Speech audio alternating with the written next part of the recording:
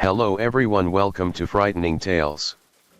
I know many of you enjoy listening to these videos as you fall asleep, so before you drift off, I'd love for you to leave a comment letting me know where in the world you're tuning in from, and if you're enjoying the story, don't forget to like and subscribe /. Alright, now let's get comfortable, relax and dive into tonight's case. Story 1. Ohio. To uncover the unimaginable events of the Pike County Massacre, a brutal crime that left an entire community distraught and searching for answers. In the early hours of April 22, 2016, there was a series of murders in 4 different homes, a well-planned murder targeting the members of the Rhodes family. What came next was a complex investigation that searched deeply into the dark side of rural America. Pike County, Ohio is a quiet, rural area where the community is close-knit and life is generally peaceful, but on April 22, 2016, that peace was shattered. 8 members of the Rodden family were discovered brutally murdered in their homes. Among the victims were 7 adults and a teenage boy, all killed in what seemed like a meticulously planned attack. Christopher Rodden Sr., aged 40, worked as a laborer at Big Bear Lake Family Resort in Lucasville, Ohio. He shared a trailer home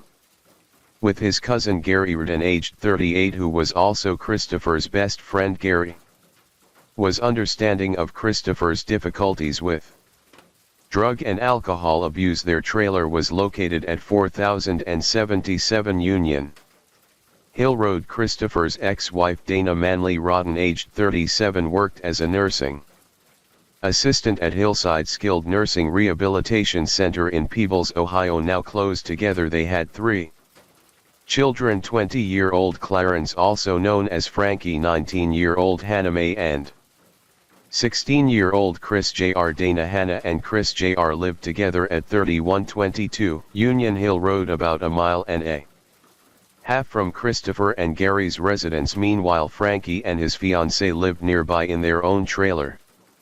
Frankie worked at a local sawmill and occasionally joined his father at Big Bear Lake. He was an avid hunter and fisherman who enjoyed demolition derbies. Frankie was engaged to Hannah Hazel Gilly, a 20-year-old lady. They had a 3-year-old son from a previous relationship and a 6-month-old baby boy together. Hannah Hazel was described as a devoted mother to their infant son and deeply in love with Frankie. Hannah Mae Rodden worked as a certified nursing assistant, or CNA, and was nearing high school graduation. On May 2016, she had 2 daughters: 2-year-old Sophia, who came as a result of a previous relationship with Jake Wagner, and Kylie, who was just 5 days old. Hannah was in a custody battle with Jake Wagner for the custody of Sophia, but Kylie lived with her. Hannah Mae was known for her dedication as a mother to her daughters. Chris Rodden Jr. was a freshman at Piketon High School. Recently licensed to drive, he lived with his mother Dana Manley Rodden, his sister Hannah, and Hannah's children. Kenneth Rodden, aged 44, Christopher Sr.'s brother, was fond of motorcycles and had a daily routine that started at 4:30 a.m. commuting to Columbus, Ohio for work at a utility company. He lived in a camper at 799 Left Fork Road, approximately 15 minutes from the rest of the family. Bobby Jo Manley, Dana's sister, was close to the Rodden family. Christopher Sr. had been assisting Bobby Jo financially since she was unemployed. Bobby Jo regularly visited their property at 4077 Union Hill Road to help care for their animals. On Friday, April 22, 2016, Bobby Jo made a disturbing discovery when she arrived at Christopher and Gary's trailer to feed the livestock. Like she usually did every morning, she found the dogs outside, which was unusual because they were usually kept indoors. And she also found Christopher's truck still in the driveway when he should have been at work by this time. Then upon entering, she found Christopher Sr. and Gary deceased inside the trailer. There was blood all around the front door in the living room. It was obvious the furniture had been moved, and then there was a trail that led to the back bedrooms, where their bodies were discovered on the floor under a comforter. The scene showed that they had been beaten badly after Bobby Joe discovered the bodies of her brother-in-law and his cousin. She immediately called the police to inform them about this. James, Bobby's cousin, noticed she had been gone for too long. He saw her leave in the morning to go feed the chickens but knew she should have been back by that time. He drove to Christopher's home on Union Hill Road to check on her, but upon arrival he saw Bobby Joe hastily leave in her truck. All she could say was, "Something terrible has happened." Concerned James followed her immediately. Bobby drove over to Frankie's trailer to alert him of what she had just seen. On the morning of April 22, 2016, police are called to Union Hill Road in Pike County, Ohio. There's blood all over the house. Never have we lost so many people to a murder or murderers in this county. 6 adults and 1 teenager are found murdered execution style across 3 properties.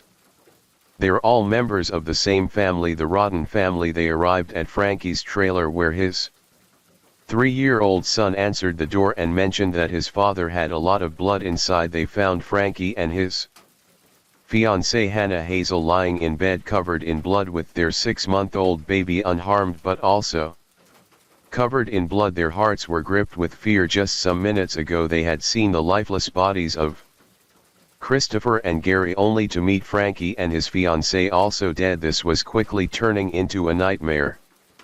Bobby called 911 earlier and she knew they would be at Christopher's trailer soon, so she didn't need to call them again. All she needed was to wake up from this terrible nightmare. James suggested that he drive over to Dana's house to inform her of what was happening and to make sure she was safe. James Manley recalled being off work the morning the bodies were discovered and hearing there was something wrong at the Roddens' house. His sister Bobby Joe Manley had gone there to do her daily work for Chris Rodden Sr. and his family. James Manley recalled what it was like inside the bedroom of Chris's son Frankie and his fiancée Hannah Gilly. That's where the family found this couple's 6-month-old son Ruger covered in blood and shown here. Bobby stayed with the kids and James sped off to get Dana. When he got there he found the door open. He called Dana's name but got no response. Walking through the house toward Dana's room, James found her room pitch dark. After searching through the darkness he found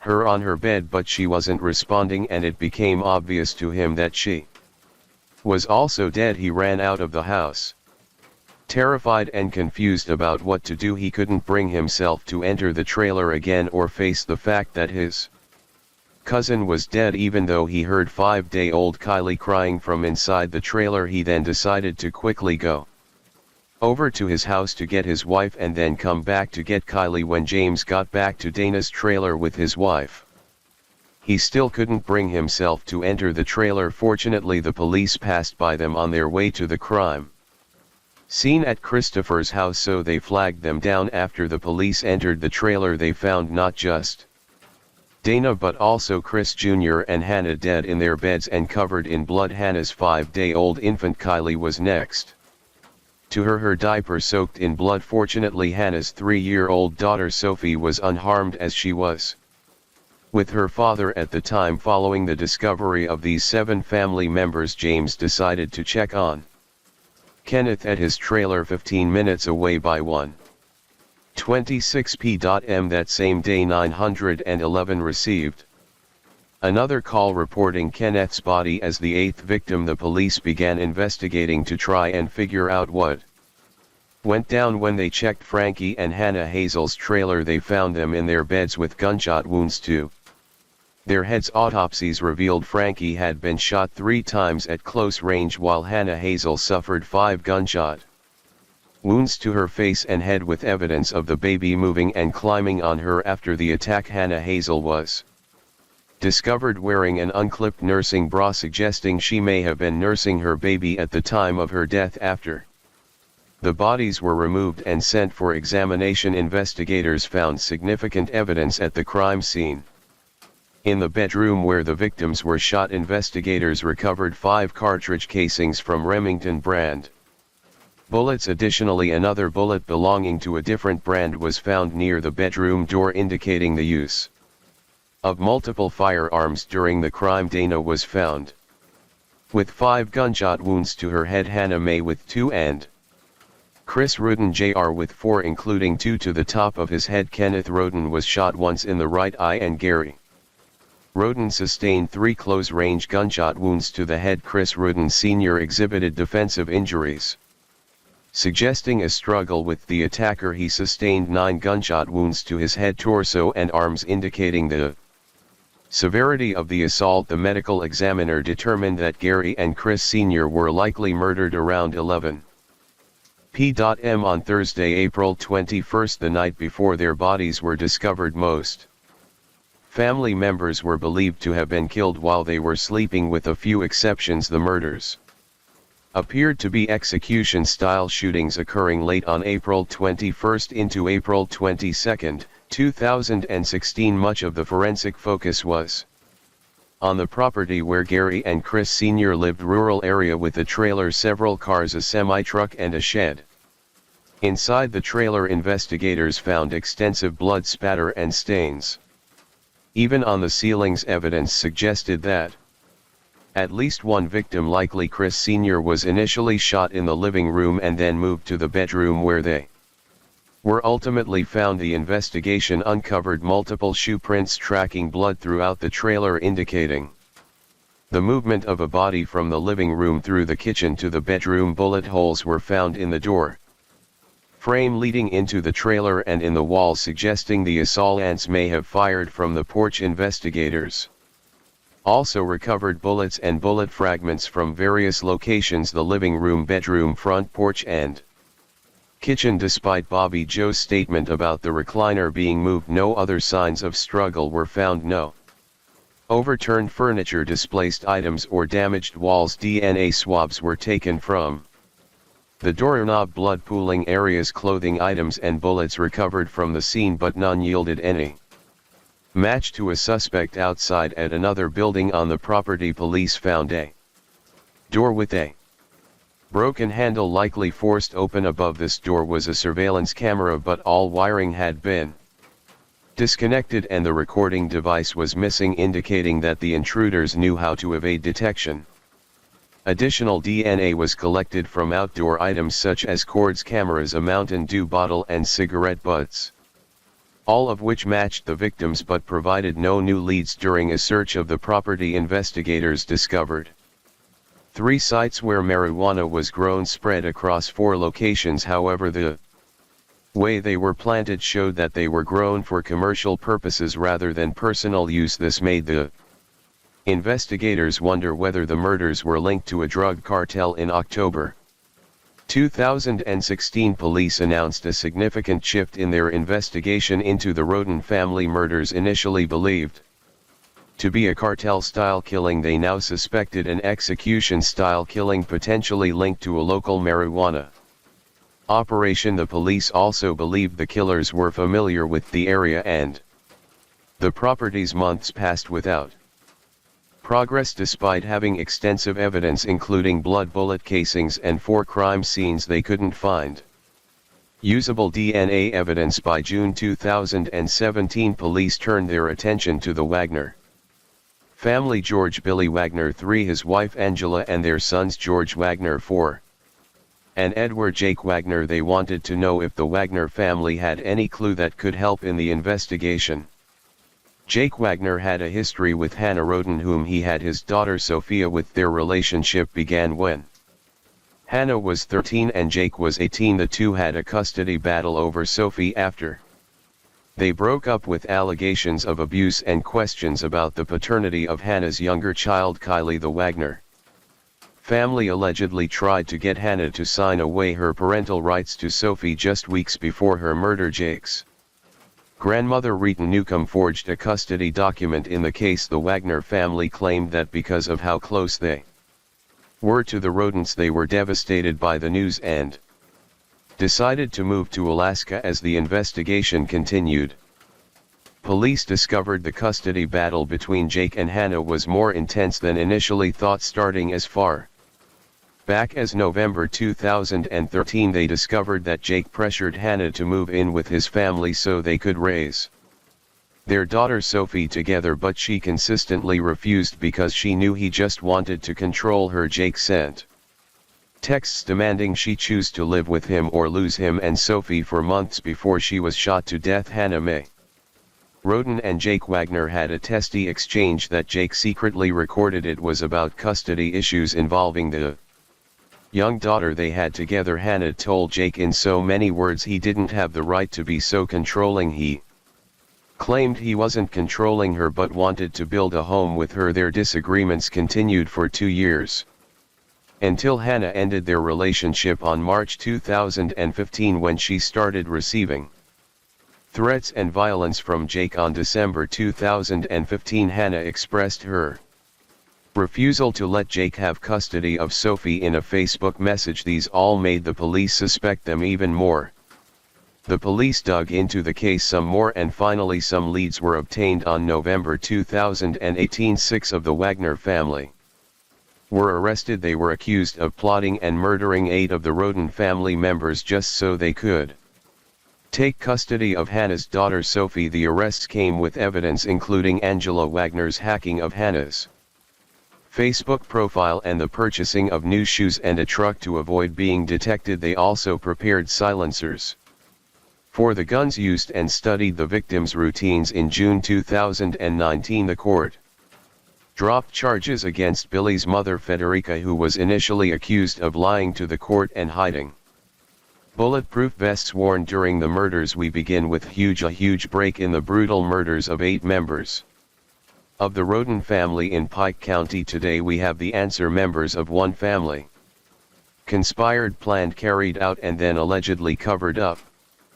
their violent act to wipe out members of another family. During the court trials, Jake confessed that he was responsible for killing 5 out of the 8 victims. He confessed to also being involved in all of the 8 murders. His cooperation helped the police discover critical evidence, including the truck George Wagner purchased specifically to be used on the night of the murders, and the police also discovered guns hidden inside cement blocks. In addition to the murder charges, Jake admitted he was guilty of multiple offenses including conspiracy, burglary, possession of dangerous weapons, evidence tampering, forgery and more. He received a life sentence in prison as punishment. During the trials, Jake claimed that he felt compelled to kill Hannah and then also her brother, father and uncle just to prevent them from retaliating. He also claimed that all other victims were killed just so he could eliminate any witnesses. Before the murders, the Wagner family prepared themselves by acquiring gun silencers, a phone jammer and bug detectors. Jake also admitted to using a Walter Colt 1911 handgun to kill 5 victims, while his father Billy used a .40 caliber Glock to kill 3 others. George, despite not physically killing anyone, was implicated in planning, executing and covering up the murders.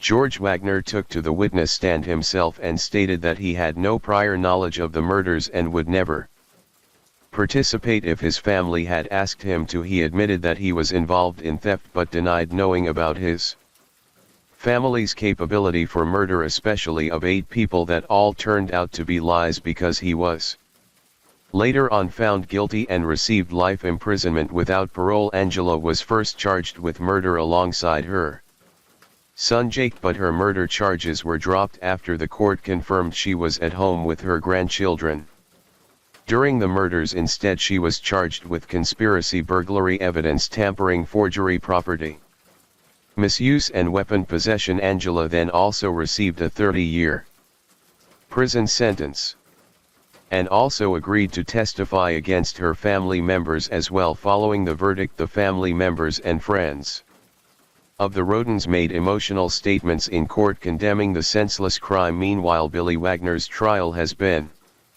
moved to 2025, with him denying all allegations placed against him even when his family had already testified to them. This case involved 3 small children who are now in safe custody with family members. When we think about what really caused the murders of the Roden family, the custody dispute over Sophie stands out as the only driving force leading to the planning and then the gruesome murder of these victims. The surviving children who experienced the trauma of Witnessing their parents' murders will carry the scars of this tragedy for a long time. The legal proceedings against the Wagner family have been lengthy and complex. Plea deals and negotiations have been ongoing, with Jake Wagner pleading guilty in 2021 to avoid the death penalty and agreeing to testify against his family members. The trials for the other accused family members are still unfolding, with the community and nation watching closely. Story 2. Have you heard the story of the deaths of 4 students that happened in 2022 in the rural college town of Moscow, Idaho, a town that had not witnessed a murder in 7 years? Prior to this particular incident, we'll be looking at how these 4 bright young people unfortunately had their lives taken from them, and how far the process to get justice for them has gone. As always, our love and respect goes out to all those who knew and loved the victims and all those affected by this case. It was a sad morning in Moscow, Idaho. On November 13, the police found 4 students of the University of Idaho stabbed to death at their apartment. The police had been called by 2 housemates who found the students. The news of the death sparked serious outrage throughout Moscow, Idaho, and the entire United States. The police then arrested a 28-year-old PhD student from another university. After over 6 weeks of investigating, the case is still ongoing in court, but a gag order has kept most of the details of the hearings away from the general public. A gag order is issued by a court to limit the information that can be passed to the public concerning an ongoing court case. Hence, we'll be looking at available information that has been pieced together about this case from the time of the occurrence to the ongoing investigation. 2 of the victims of the gruesome murder were 21-year-old Madison Mogen and her best friend Kaylee Goncalves, also 21. Both were in their senior year at the University of Idaho. The other 2 victims were their housemates Xana Kernel, who was 20 and a junior, and her boyfriend Ethan Chapin, a freshman and also 20. Kaylee Goncalves, a native of Rathdrum, Idaho, was one of 5 children in her family and was only a few weeks away from graduating college early. She was majoring in general studies at the College of Letters, Arts and Social Sciences. Apparently she was going to move to Austin, Texas to work at an IT firm, and had recently moved out of the house where she was killed, but returned to go out with her best friend. The second victim, Madison Mogen, was a marketing major who had a job at Mad Greek restaurant where Xana, another of the victims, also worked. According to Madison's dad, Ben Mogen, she and Goncalves had been inseparable since the 6th grade. Goncalves' mother also affirmed that their family thought of Mogen as one of their own kids, as the pair had grown up together. Kay and Madison were both in the same bed when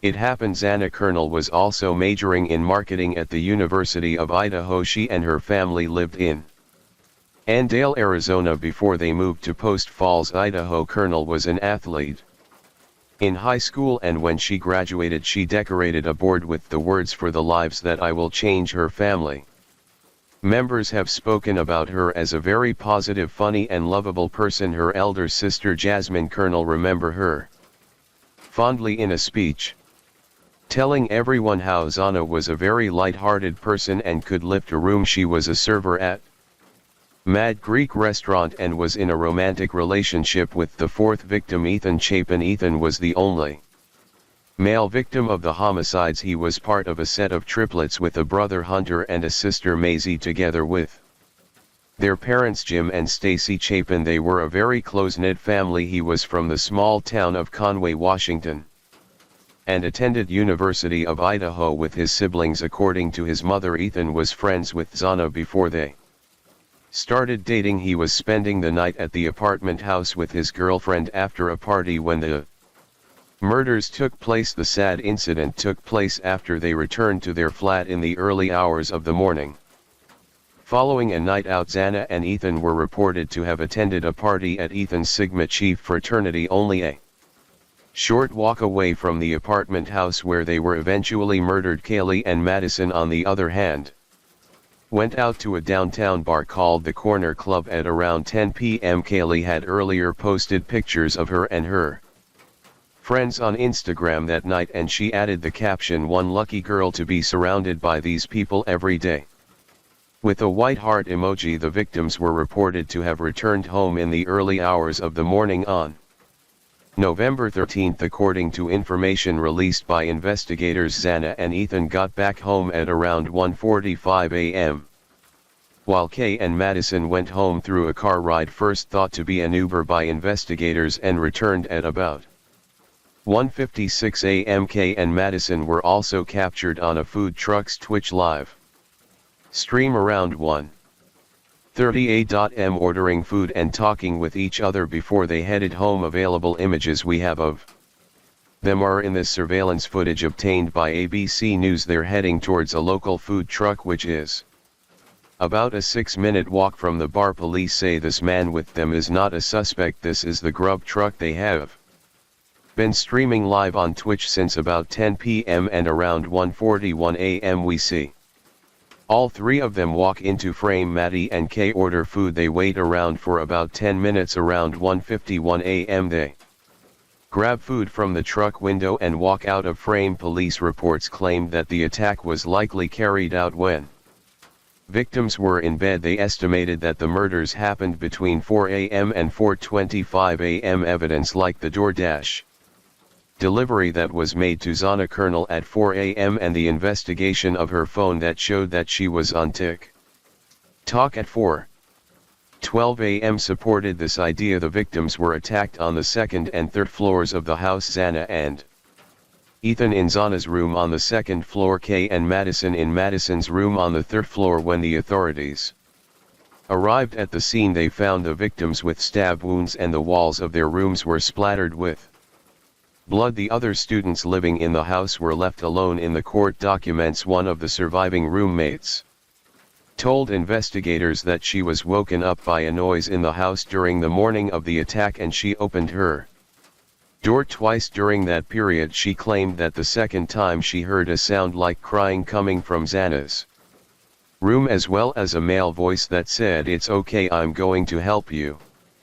The roommate also told the investigators that when she opened her door a third time, she saw a man whom she did not recognize walk past her and leave through the sliding door while she stood there in a shocked state before locking herself in her room. The affidavit states that the same surviving roommate says she hears what sounds like crying coming from Xana's room. She opens her door a second time and says she hears a male voice say something to the effect of, "It's okay, I'm going to help you."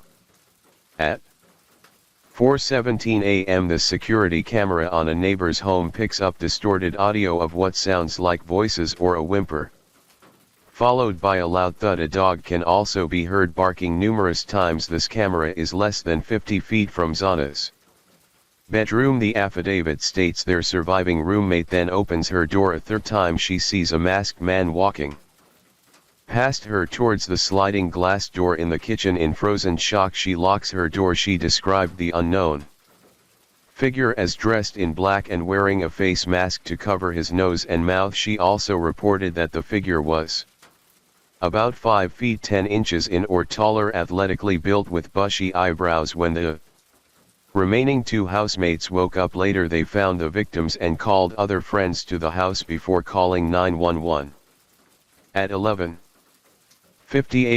a.m. to request assistance with an unconscious person. 8 hours after the killings, a 911 call reports an unconscious person at the scene of the crime. Shortly after, Moscow police discovered the bodies of 4 students. The police did not find any signs of a break-in or a scuffle in the house. No damaged furniture or broken doors, and nothing seemed to be missing from the premises. They were left perplexed with no signs pointing to how the killer got in. A coroner described the site of the tragedy to journalists as traumatic. An investigation was immediately launched into the killings by the Moscow Police Department, supported by the Idaho State Police and the Lada County Sheriff's Office. The FBI also eventually got involved in the investigation. A reported Number of about 130 law officers were on the case from all agencies. The results of the preliminary autopsy conducted on the victims showed that they were most likely attacked with a large fixed blade knife and were stabbed multiple times, leading to their deaths. The results also suggested that the victims were asleep at the time of the attack, but some of them showed wounds gotten from trying to defend themselves. There were no signs of sexual assault and none of the victims were tied up or gagged. The final verdict given was homicide through stabbing. No weapon was found at the scene of the crime, only a tan leather knife sheath that would later prove important to the investigation. The police came out to announce that they believed that the attack was an isolated and targeted one, and there was no imminent threat to the community of Moscow. But with the culprit remaining unknown, the town, especially the college students, could not hide their tension in fear, and it didn't help matters when the police went back on their previous statement to claim due to the lack of a suspect they could not categorically say that there was no threat to the community. This did nothing to ease the fear of the students, however, as it was reported that some students left campus and went home to their families. The department also focused on dispelling misinformation, saying there is speculation without factual backing, stoking community fears and spreading false information. The mayor of the town, Art Bch, condemned the deaths as senseless acts of violence, while the president of the University of Idaho, Scott Green, offered his condolences to the families of the victims and the Moscow community because of the incident. The university canceled all its classes for Monday, November 14, 2022. The administration also planned a candlelight vigil to be held in honor of the victims at the University of Idaho Administration Building lawn for November 16, but it was postponed for about 2 weeks because a significant number of students had left the campus. It was eventually held on November 30 with some family members of the victims in attendance. The police then began to request that the public help provide them with any pieces of evidence from that night, specifically video recordings of the house.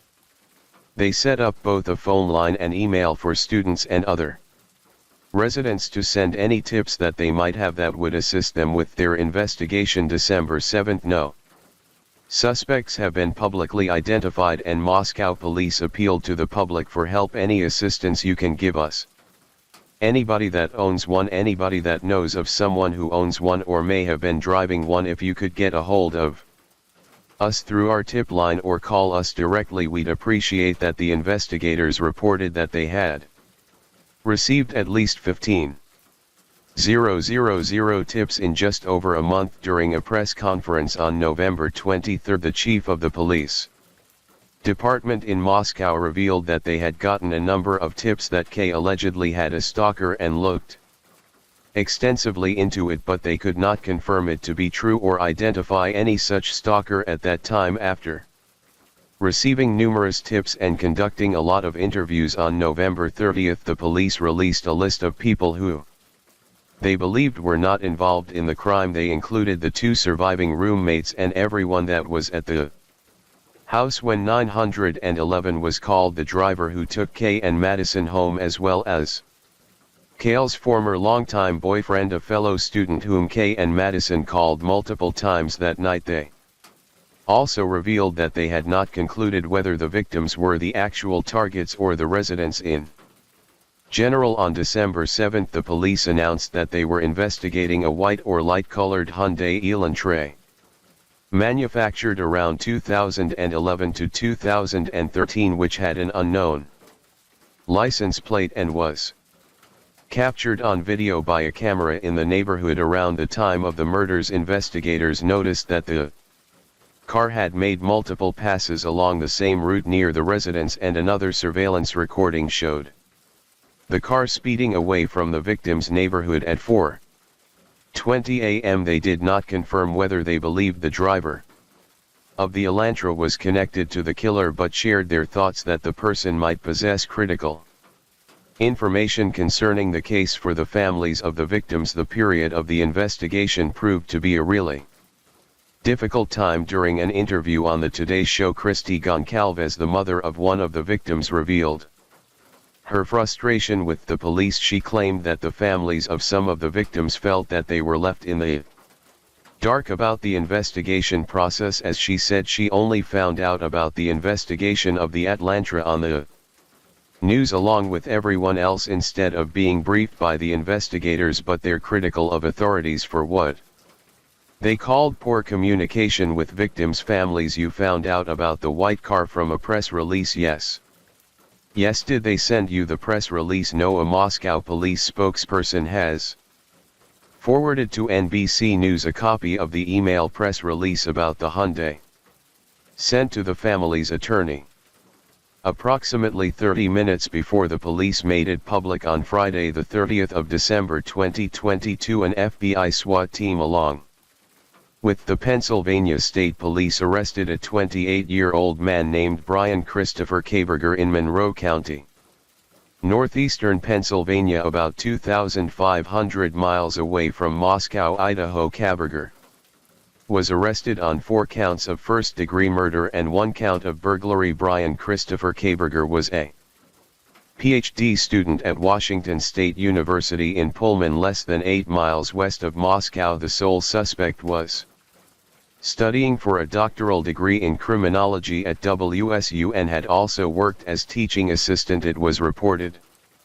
that less than 2 weeks before the murders, faculty members met with him to discuss growing concerns about his behavior, and he was eventually relieved of his duties as a teaching assistant on December 19, a few days before his arrest. The reason that was given was his unsatisfactory performance as a teaching assistant, including his failure to meet the norms of professional behavior in his interactions with the faculty. So how was he caught? After the investigators received the intel about the Hyundai Elantra, authorities in Pullman started to investigate a white Elantra belonging to Kaber, who had traveled home in it with his father to Pennsylvania for the holidays. The authorities started to zero in on Kaber because his driver's license information and photograph matched the description given by one of the surviving roommates. According to court documents, the investigators discovered that Kaberger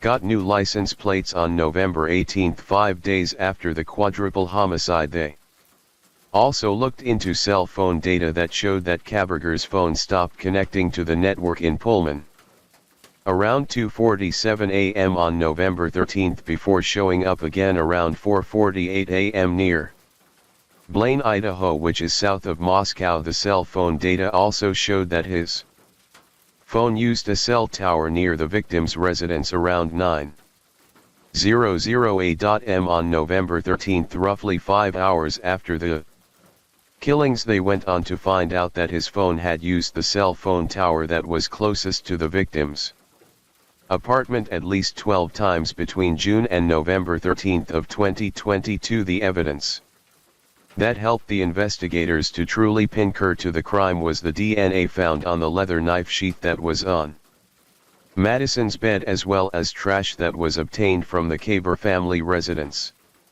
Before the arrest, investigators kept an eye on Kaber outside of his parents' Pennsylvania home. They reported that he was seen multiple times wearing surgical gloves and observed putting away trash bags not inside his own garbage can but in that of a neighbor. The authorities tested the sheath left behind at the apartment and the trash for DNA samples at the Idaho State Labs and found a match in both items with a profile of a male familial connection to Kaberger, reportedly excluding 99.9998% of the male population, that is. According to court documents at the time of his arrest, authorities said that they found Kerr in the kitchen wearing examination gloves and putting trash into separate Ziploc bags. The authorities reported that Kaber had completely cleaned out his car, but they searched the house where he was arrested and found a knife, a pistol and a black face mask, as well as ID cards inside a glove inside a box. Since the arrest, Kaberger agreed to be extradited to Idaho over a year ago to face trial for the charges leveled against him. He made His first appearance in court at the Lada County Courthouse in Moscow, Idaho on January 5, 2023. In May of 2023, a grand jury indicted him of the murder and burglary charges, which led to him being arraigned. Kaberger refused to enter a guilty or not guilty plea to the charges, though, so the judge entered a not guilty plea on his behalf, and on June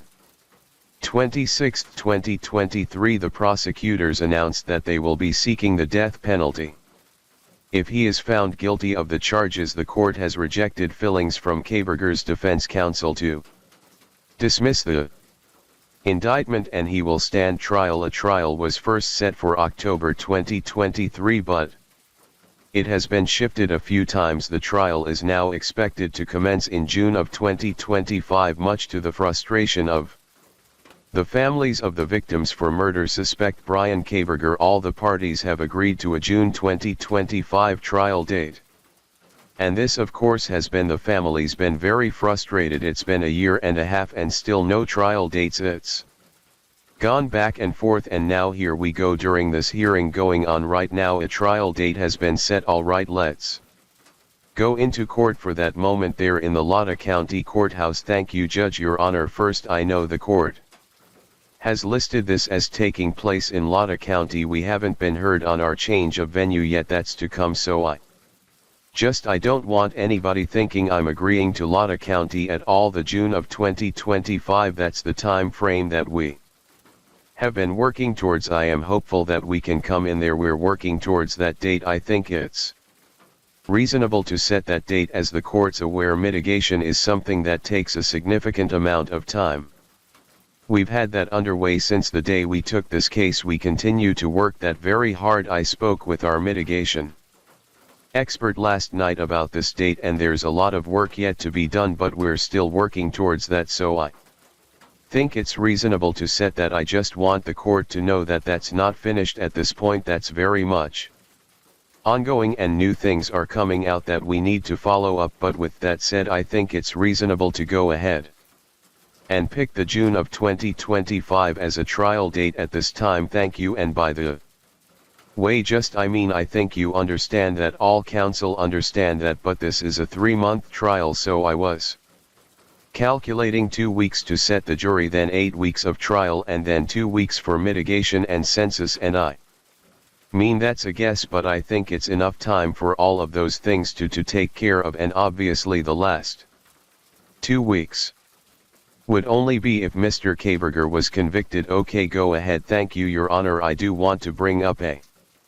couple of issues I have with some of the deadlines. I looked this over. Our team has talked about it. I've gone over this with Mr. Kaberger. I do have a couple of concerns about the deadlines, and I'll just bring those up to the court's consideration as far as motions challenging the death penalty, and that's in right under me. All right, there you have it. June 2025 is the trial date. In the aftermath of the murders, the owner of the property where the sad incident took place donated the house to the University of Idaho. The house was demolished on December 28, 2023. The university has also announced plans to build a memorial garden on campus in honor of the 4 slain students. According to a spokesperson, the student community will be carried along in both the plans for a memorial garden and the decision on what will be done with the site where the event occurred. The university also awarded posthumous degrees to the 4 victims on May 13, 2023. Reports say that a consciousness of personal security increased among the students at the University of Idaho following the attack, and that a lot of the students feel that the incident will stick with them forever. The families of 3 of the victims, Xana, Ethan and Madison, have set up scholarships in their honor. One of them is the Ethan Smile Foundation, which was established by the family of Ethan Chapin and is now benefiting dozens of high school students.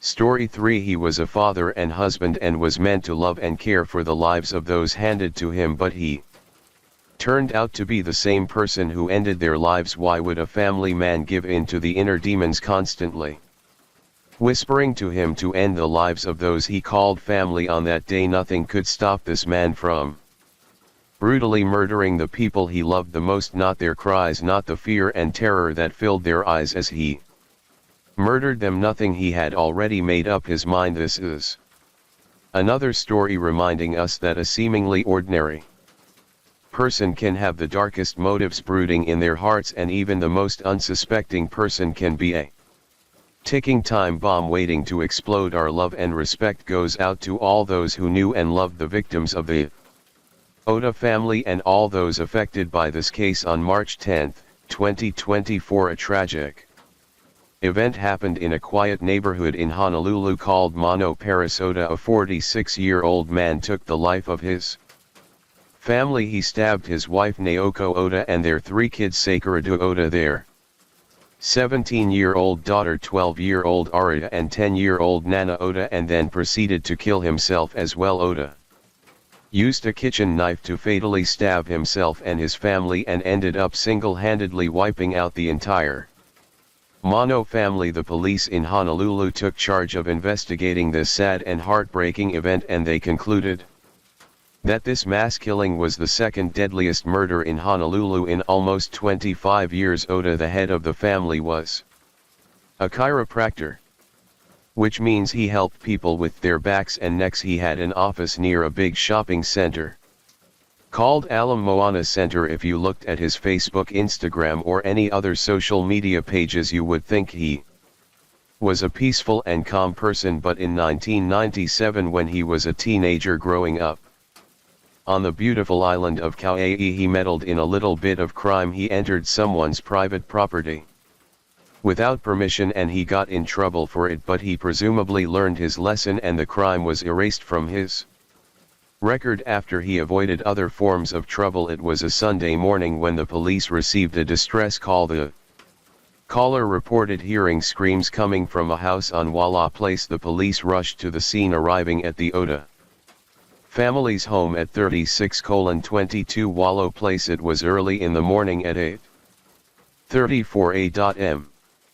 When they got there, they couldn't find the person who made the call. The officers walked up to the house and knocked on the door, but no one answered. They listened carefully, but there was no sound of screaming. They even asked a neighbor if they had heard anything, but the neighbor said they hadn't heard a thing. Everything seemed quiet and normal. So they felt it could have been a false emergency. Little did they know something was very wrong. A father accused of murdering his 3 children and wife and then turning the knife on himself. The police officer wanted to get some more information, so they tried to call the 911 caller back, but there was a problem. The caller's phone number was from another country and the police system couldn't call it back. This was a limitation that the police were working to fix, but it meant they couldn't follow up with the caller right away. So the officers did the next best thing. They carefully searched the area around the Oda family's home looking for any signs of trouble. They made notes about what they saw and then they left the scene. It was almost 9 a.m. by the time they finished up and headed back to their patrol car. Just 15 minutes after the police left the Oda family's home, the 911 caller phoned again. This time an officer hurried back to the house in Mano. When they arrived, they found the caller standing outside waiting for them. The caller was a woman who rented a room from the Oda family, and she was clearly very troubled. Her hands were shaking and her face was pale. She had seen something that had left her deeply disturbed, and she needed the police to know about it. The tenant took a deep breath, and with her voice shaking, she began to tell them what she had heard. She had been in her room fast asleep when she was woken up immediately by screams. It was sometime between 2 and 2:30 at 3:00 in the morning. And the screams were loud and terrifying. She froze, her heart racing as the screams grew louder and closer. The screams were coming from right outside her door. She quickly locked herself in, too afraid to open the door, and then she saw something that terribly frightened her. She saw blood seeping under her door, spreading across the floor like a dark stain. She felt trapped, too scared to come out. She waited until she couldn't wait any more, then climbed out of her window. The police officers rushed to the scene. She told them about immediately. They reached the front door, but it was Locked, refusing to open up despite their efforts. They looked through the window and saw a person lying motionless. Unresponsive to their calls, the officers knew they had to act fast. They made their way to the back door, their guns drawn, and cautiously entered the house. What they saw was gruesome. Oda lay in the hallway, his body covered in stab wounds, surrounded by a pool of blood. He was dead, and the officers knew that they had walked into a crime scene. They were able to see an unresponsive person through the window. They called out to the person but received no answer. Officers entered through the back door and found the unresponsive male laying in blood in the hallway. He had stab wounds to the chest and was deceased. He was later identified as the suspect, 46-year-old Paris Oda. The police went into the house room by room. They were looking for clues. That was when the police found Naoko Sakurako, Orion and Nana murdered. The police saw that they had tried to fight back and that they had cuts on their hands and wrists. The police felt that they must have died because of their injuries. They probably died a few hours after it happened. The police also concluded that the incident took place around 2 or 2:30 in the morning. According to the tenant's statement, it was around that time that she heard screams and tried to call the police. It turned out that Oda had been struggling with financial problems for a long time. In 2023 he was in deep trouble, and in February 2024 he confessed to his wife that he hadn't paid taxes in years.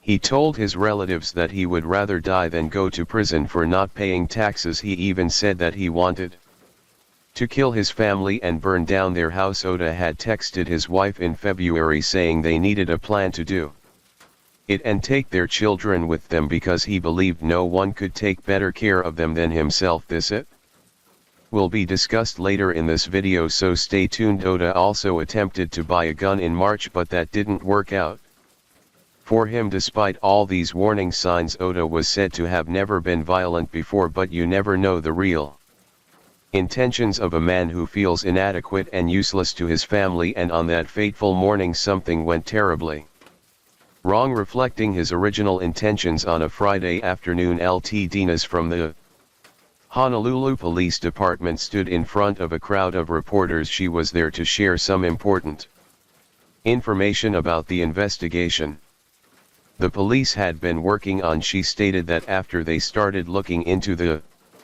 life of Oda, they found out that he was struggling with money problems. Towards the end of 2023, Oda had been having trouble paying his bills on time. He was behind on his car payments, tuition and loan payments. He confided in a family member saying that he felt responsible for fixing the problem. He also shared his worries with his wife, and together they tried to make some changes to get back on track, but unfortunately their financial struggles continued. As the months went by, Oda tried to sell a second property he owned in IA with the help of a real estate agent, but even that didn't seem to help. In February he revealed to his wife that he hadn't paid taxes in years. His chiropractor business was also struggling, and he didn't have enough patience to keep up with the bills to make ends meet. He even started driving for Uber. In February, Paris' concerns increased, and he told his wife that he had not paid taxes for years. He was not getting enough patience at his chiropractor business, and he started to work as an Uber driver. The police investigation uncovered all of these details, and Lieutenant Thomas shared them with the public that Friday afternoon. Remember that earlier it was stated that in the middle of February Oda sent a text message to his wife that they needed to plan to do it, and it was something that he thought would change the course of their lives. He told her they needed to make a plan they had discussed before, a plan to end their lives and the lives of their children. Oda was at a breaking point. He felt like he couldn't go on, and he believed that no one else could take care of their children as well as he could. He thought that if he and his wife were gone, their children would be lost. To his wife, Naoko tried to be positive and encouraging. She suggested they start fresh in Japan where her parents lived, but Oda was too exhausted, too drained. He felt like he had nothing left to give.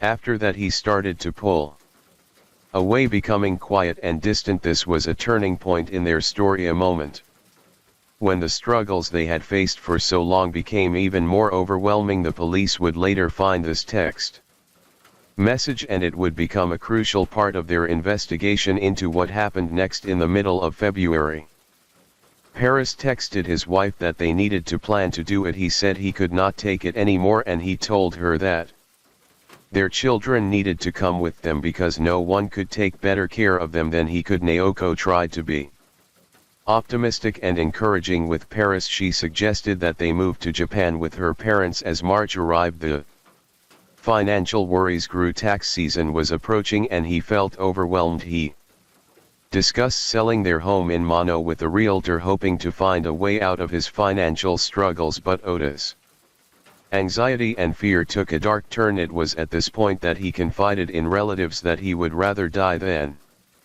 face the shame of going to jail for unpaid taxes. In a desperate and alarming statement, he also threatened to harm his own family and burn their house to the ground. Paris's financial distress heightened in March as the tax season approached. He told relatives that he would rather die before going to jail for unpaid taxes. At that time, he also said that he would kill his family and burn the house down. It was around the same time that Oda reached out to someone with a chilling request. He wanted a gun, but the person never responded. Hawaii News Now talked to Annette Oda, the mother of Paris. Oda Annette said that her son grew up on the beautiful island of Kauai and that the family is struggling to understand what could have happened. When the interviewers asked Annette if she saw any signs that something was wrong, she didn't want to talk about it. This is a very sad story after all, and the family is trying to make sense of it as family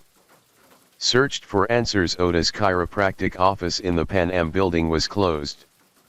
A former patient, Martha Randolph, was shocked by the news that he had harmed his family. She said that there was absolutely no sign and no indication that Oda was going through such a dark time, not even one word out of place. She added that she trusted him completely, but he could have twisted her head off. She had no doubt whatsoever that she was in good hands, but now is terrified to find out he could do such evil to his own family. A neighbor and friend of the family had some fond memories to share with Hawaii News Now. He said that Naoko would sometimes help out at her husband's chiropractic clinic and that the family was very excited about Sakurako's upcoming graduation from Ayani School. They were even exploring college options for her both in Hawaii and on the mainland. Sakurako had big dreams as she wanted to become a nurse and a great cook. The mother and daughter duo were quite the team. In 2019 they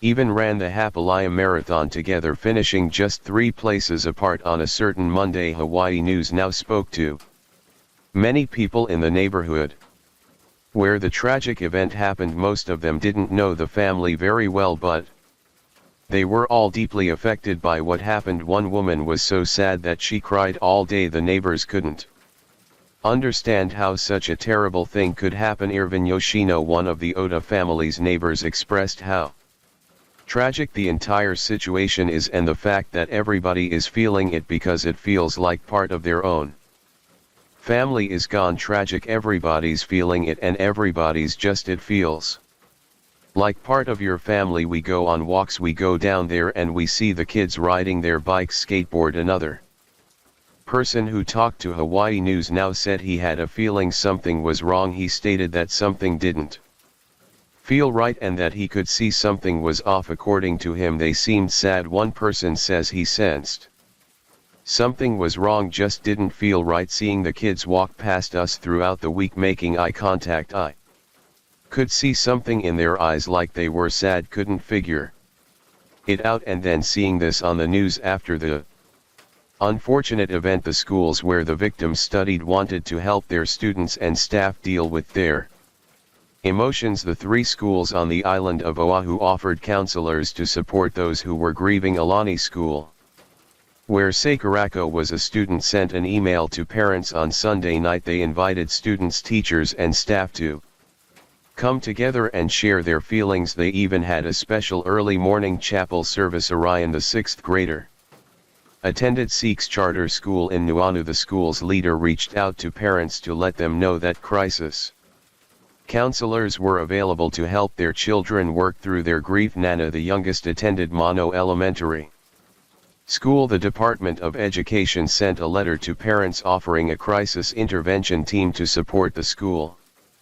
community. All three schools decided to help their students and staff deal with the loss of their friends, students and classmates. They wanted to make sure everyone had someone to talk to and a safe place to express their feelings.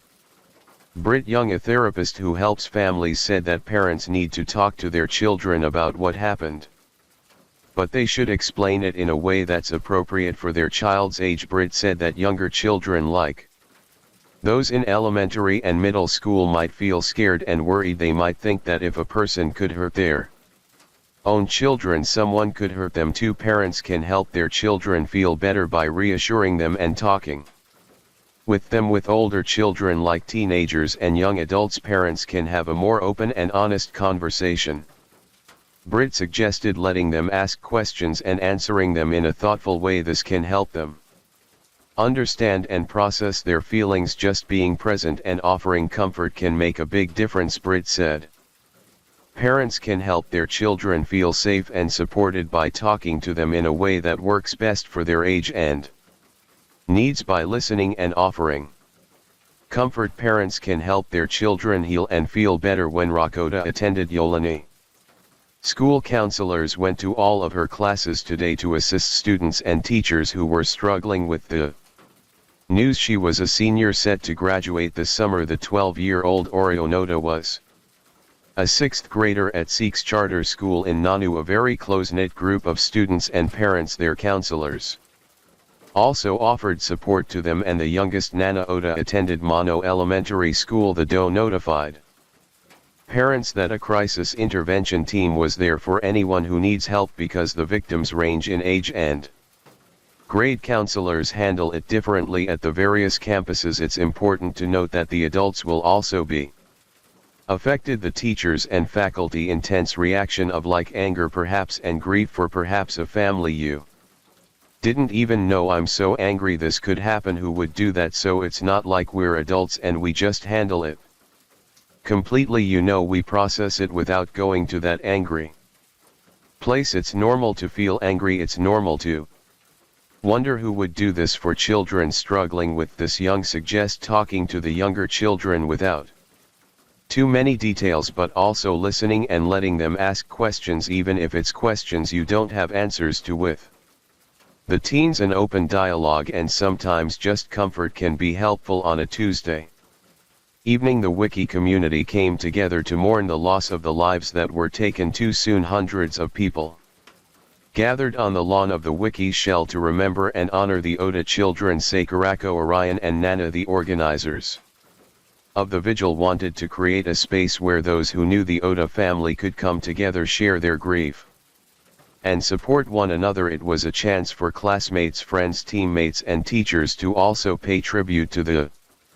three siblings who they knew as friends and classmates. As the evening came in Wyke, the crowd gathered on the lawn to share their pains and sorrow and their memories of the Oda children. It was an emotional evening. People were crying and hugging those who needed comfort, and stories of the impact that Sakurako, Orion and Nana had on those around them were being shared. Even after more than 2 weeks since the tragedy, many people were still struggling to accept what happened. Matilda Tamizi, who played soccer with Nana, said that it's terribly hard for her to believe what happened. She explained that even small things like seeing a soccer field can bring back sad memories and make her cry again. A GoFundMe page has been set up to raise money for the Oda family's funeral expenses. Terreras Manzano, Oda's eldest daughter from a previous relationship, and her mother Analine are organizing the effort. They hope to raise $100,000 to cover funeral and legal expenses. The community is coming together to support the Oda family in any way they can. Story 4. On April 18 and 19, 2020, Gabriel Wortman went on a deadly rampage across Nova Scotia, leaving a trail of heartbreak and destruction in his wake. Over the course of 13 hours, Wortman disguised in a fake police uniform and driving a replica RCMP cruiser, attacked 16 different locations, killing 22 people and injuring 3 others. The tragedy ended when he was shot by the Royal Canadian Mounted Police RCMP in Enfield. In the aftermath, questions arose regarding why the police didn't use the Alert Ready system to warn the public, and why previous reports of Wortman's violent behavior were seemingly ignored. An inquiry was launched to investigate the police response as families and communities struggled to make sense of the senseless violence that had completely destroyed their lives. The Nova Scotia attacks stand as the deadliest shooting spree in Canadian history, surpassing the tragic 1989 ALOL Polytechnique massacre in Montreal. Our love and respect goes out to all those who knew and the victims and all those affected by this case. The horrifying events began in the quiet beachside community of Portague, where Wortman attacked his partner, set their cottage on fire and forcefully put her in his replica RCMP cruiser. Miraculously, his partner managed to escape and hide in the woods until morning, but Wortman was just getting started. From 10:01 p.m. Portague residents began calling 911 to report gunshots and several fires. The first call came from the wife of a victim who was shot and killed while trying to protect her 2 sons by barricading them in a bedroom. Wortman tried to set the house on fire, but the boys managed to escape. It is believed Wortman targeted the father first, as he was afraid he could stop him since he had rifles. Around 10:05 p.m. Wortman returned to his burning house and killed a neighbor who had mistaken him for an RCMP officer responding to the fire. Her children took in the 2 boys from the first house and together they hid for hours, staying on the phone with 911 until they were rescued. At 10:10 p.m. 2 of Wortman's neighbors drove to his house to check the fire. While calling 911, they passed the house where Wortman had killed another couple. Noticing what seemed to be a police car with its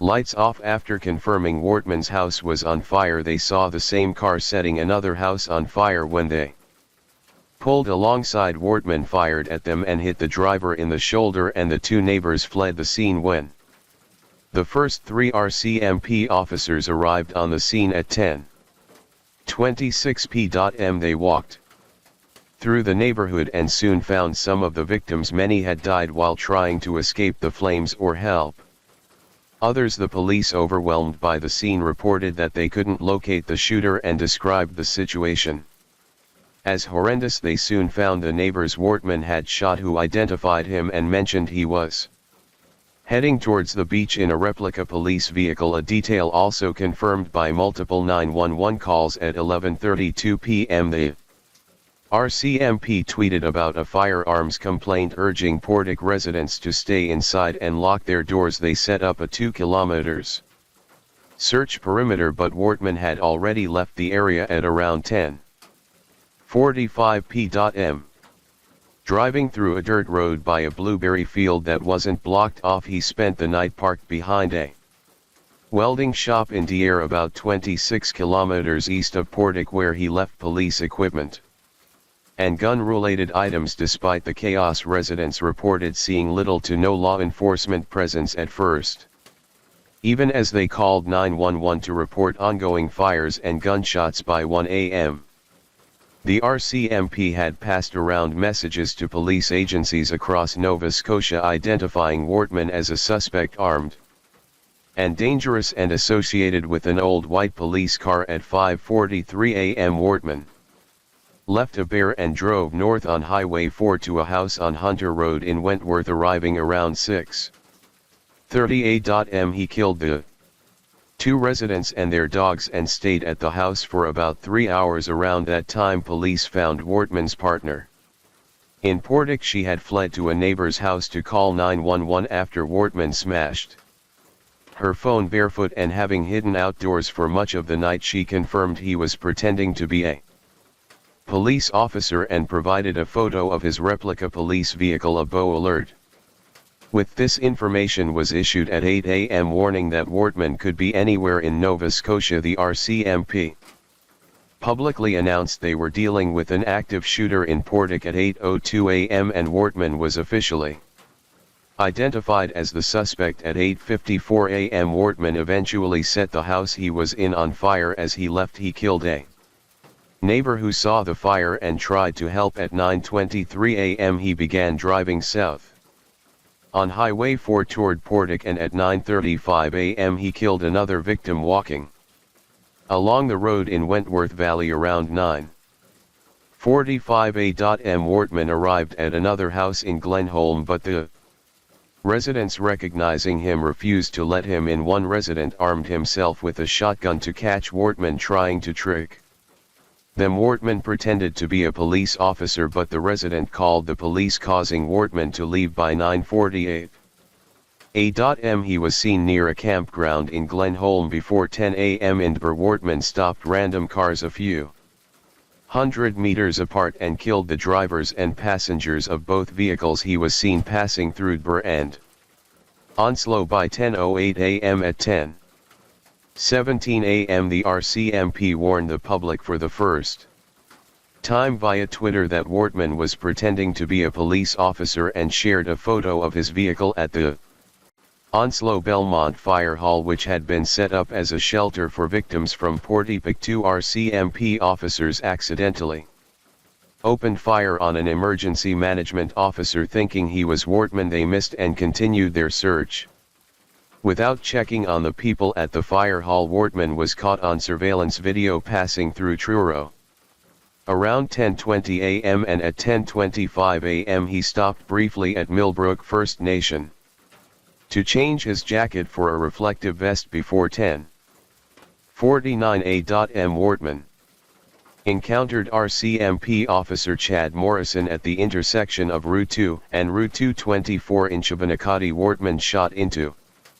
Morrison's cruiser and injured him. Morrison managed to escape and hide at an empty paramedic station, where he was later found and taken to the hospital. Wortman then drove less than 500 m south to the junction with Route 224, where he collided head-on with RCMP officer Heidi Stevenson, who was driving north to meet Morrison. In the confrontation, Wortman shot and killed Stevenson. He then stole her sidearm and ammunition and set both vehicles on fire. Wortman also shot and killed a nearby motorist who had stopped to help Stevenson and drove off the victim's silver Ford Escape SUV. Police announced the vehicle change at 11:06 a.m. shortly after Wortman killed a woman he knew at her Shubenacadie home, changed his clothes again and stole her Mazda 3 vehicle. By 11:24 a.m. he was seen continuing south along Highway 102 through Milford. After over 13 hours of pursuit, Wortman stopped to refuel at the Irving Big Stop service area in Anfield, 92 kilometers south of Portic and 40 kilometers north of Halifax. At 11:26 a.m. two RCMP officers arrived. One officer drew his firearm as he left the vehicle, aiming at Wortman inside the car. Wortman raised Stevenson's sidearm to his head and fired, and the officers then fatally shot him. His death was confirmed by police at 11:48 a.m. According to a partially redacted document, Wortman's partner said he had been on his way to Halifax to get someone before he was killed, which led the officers to catch him. Wortman killed 22 people, including police officer Heidi Stevenson. Police officer Chad Morrison, whom Wortman also shot, survived, as did the man in Portic who first reported Wortman's use of a police car. 13 of the dead were found in Portic, 4 in Wentworth, 2 in Debert and 3 in Shubenacadie. 8 victims were found in the remains of structure fires. Wortman also killed 2 dogs and injured 2 others, according to RCMP Commissioner Brenda Lucky. Some of Wortman's first victims were closely connected to him, but over time his attacks became more random. One of the victims in Wentworth had previously gone hunting with Wortman, while another victim had a property in Portic at which Wortman and his uncle had a fight. 51-year-old Gabriel Wortman was a denturist who operated 2 clinics in Halifax and Dartmouth and owned real estate in Halifax, Dartmouth and Portic. His estate valued at $2.1 million Canadian dollars included 6 properties and 3 corporations. Wortman usually lived above his Dartmouth clinic but also had a cottage in Portick since 2004. He had a close friendship and business association with a former Fredericton lawyer who died in November 2009, which left him all his possessions including one of the rifles used in the attacks. Wortman did not have a possession and acquisition license which would have been required to legally possess the rifle after the attacks. Complaints from the public led to the removal of the decorative signs on Wortman's denture clinic on Portland Street in Dartmouth, which showed a large smile and a set of dentures. Halifax Regional Police took down the signs and the building was destroyed in January 2022. Wortman had a previous conviction for assault in 2002.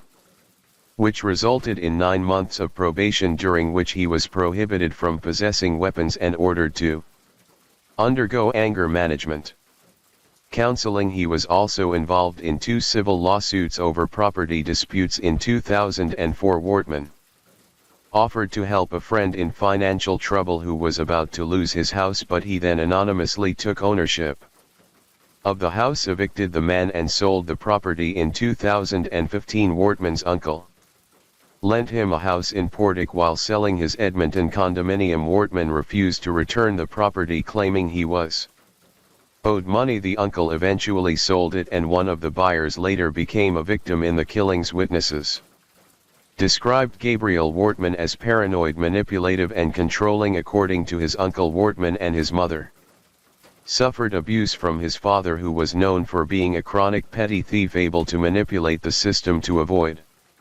financial obligations, a trait Wortman may have learned from him. A cousin described Wortman as almost a career criminal who engaged in various illegal activities without getting caught. Neighbors noted Wortman's obsession with his partner and his jealousy. Residents reported suspicions that Wortman was stacking gasoline and propane tanks, and he allegedly boasted about having lime and muriatic acid to dispose of bodies. Neighbors also mentioned his struggles with alcohol and how his denturous business was affected by the pandemic, which was the reason for the shutdown of non-essential services in Nova Scotia. According to his partner, Wortman had been consumed by fear and anxiety about the pandemic for weeks before the attacks. He believed he was going to die and expressed concerns that Prime Minister Justin Trudeau would take control of money, which led him to make large withdrawals from his bank accounts.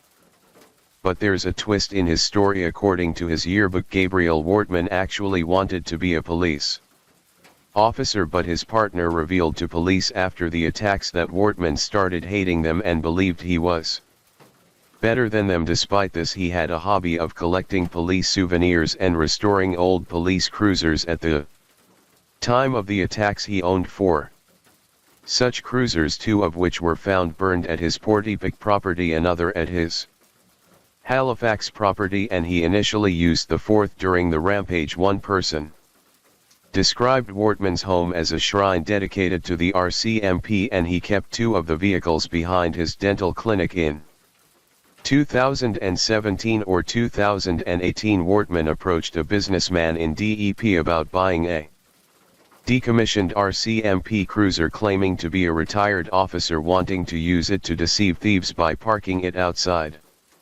his home. He didn't proceed with the purchase due to its cost. Witnesses also reported that Wortman had a tendency to dress in a police uniform and role play despite his fascination with law enforcement. Police were called about Wortman's troubling behavior on multiple occasions. In 2001, he was reported to have assaulted a 15-year-old boy. In June 2010, Halifax Regional Police investigated Gabriel Wortman for threatening his parents, but no official action was taken as there wasn't enough evidence. In May 2011, Truro police received a concerning email tip from an anonymous source about Wortman possessing guns and expressing a desire to harm a police officer. The tip also mentioned his stress and mental health issues, claiming he always kept the handgun nearby. This information was transferred to the Nova Scotia RCMP, though it's unclear what actions they took, and the tip was eventually purged. From their records, as per protocol, a former neighbor in Portac reported Wortman to the RCMP in the summer of 2013 for allegedly assaulting his spouse and possessing illegal firearms. However, since the spouse did not file a complaint, the RCMP did not pursue further action. The neighbor eventually left Portac due to Wortman's escalating aggression towards his spouse. Following the complaint, the RCMP confirmed they received the neighbor's report but later purged the file from their records. No clear motive has been found for Gabriel Wortman's attacks. The investigation consisted of 25 units of the RCMP with the Halifax Regional Police and the Canada Border Services Agency. The crime scene spanned a distance of at least 50 kilometers with 16 locations, including 5 structure fires, and approximately 500 witnesses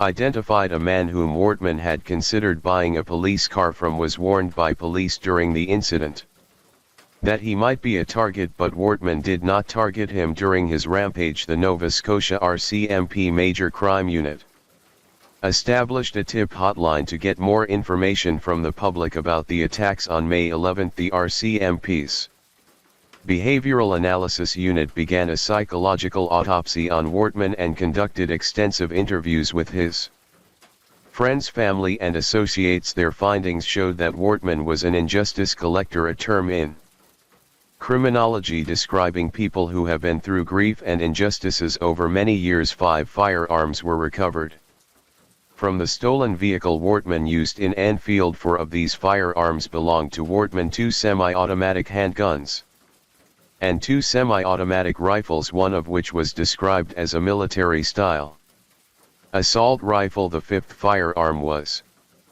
police officer Heidi Stevenson's stolen service pistol. Gabriel Wortman's purchase and use of firearms in the Nova Scotia attacks were a very important point in the investigation. The Ruger Mini 14, bought legally from an estate in Canada, had been imported and purchased in Winnipeg before Wortman bought it. Canadian gun policy allows the executive of an estate temporary possession of firearms, including those like the Mini 14, which typically require a possession and acquisition license for legal ownership. Wortman had connections in Maine, where he stole the Glock 23 from a friend for what he claimed was personal protection. Another friend confirmed lending Wortman that within the past few years these firearms were classified as restricted in Canada. Additionally, Wortman had high-capacity magazines banned under Canadian law and equipped his pistols with laser sights. Wortman's use of a police car and uniform allowed him to not get caught for a while owning police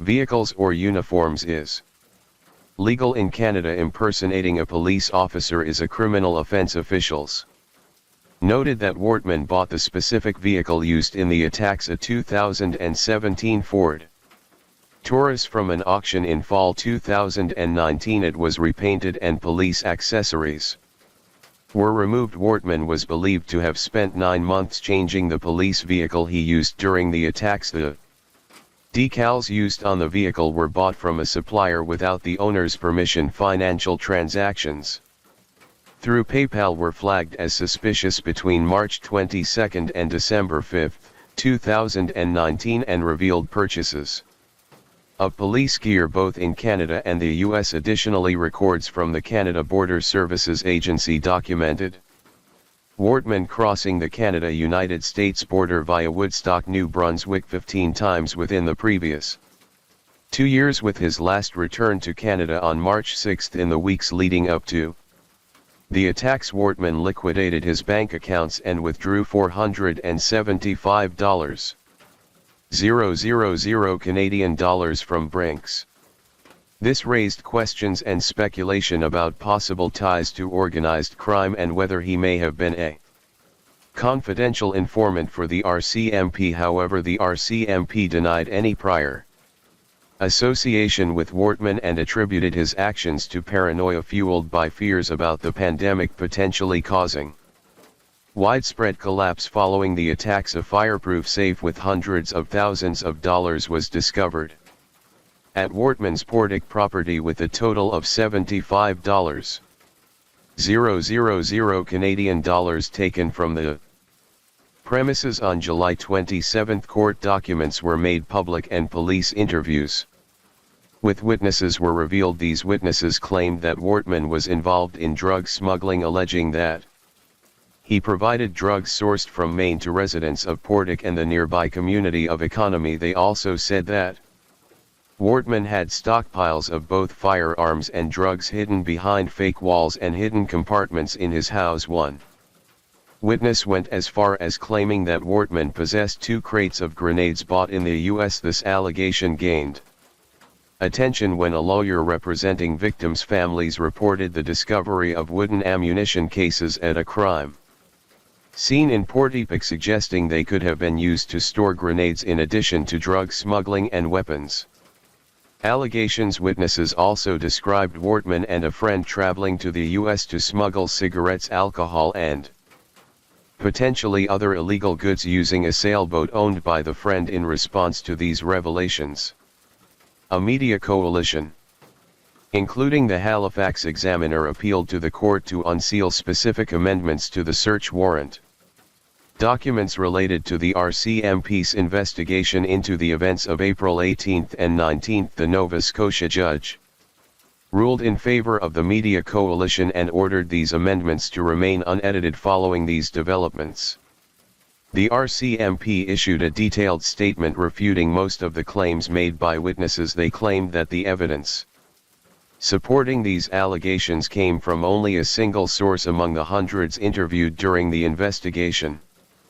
Firstly, Nova Scotia Serious Incident Response Team announced its investigation into 2 separate incidents: the police shooting of Gabriel Wortman and another incident involving RCMP officers who discharged their weapons inside a fire hall in Onslow. This latter incident happened under the belief that they were catching Wortman, though he was not there at the time. By December 17, ST completed its review specifically about Wortman's death, concluding that the actions of the officers involved in his shooting were justified following the tragic events involving Gabriel Wortman in Nova Scotia.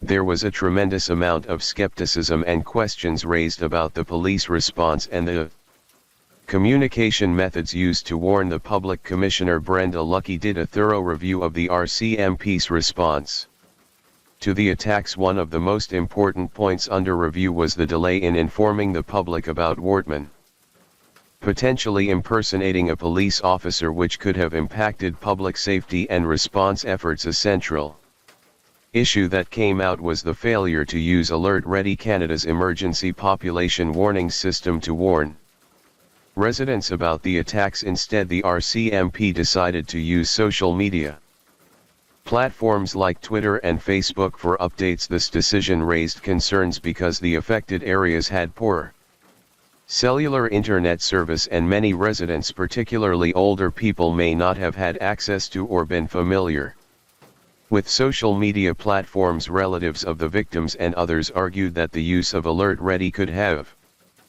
potentially saved lives by reaching a bigger segment of the population more quickly and effectively. On July 28, 2020, Federal Public Safety Minister Bill Blair announced the establishment of a public inquiry into the April 2020 Nova Scotia mass murders as a result of the public outcry and pressure from victims' families. At first, there had been discussions about a joint review by federal and local authorities, but the scope was expanded to a full public inquiry. After protests and concerns from the community, the independent public inquiry was established to examine the mass casualty incident in Nova Scotia and to find recommendations to increase community safety in the future. The inquiry's mandates included a thorough examination of the RCMP response to the incident and the role gender-based violence may have played in the events. Additionally, the Commission maintains an ongoing webcast to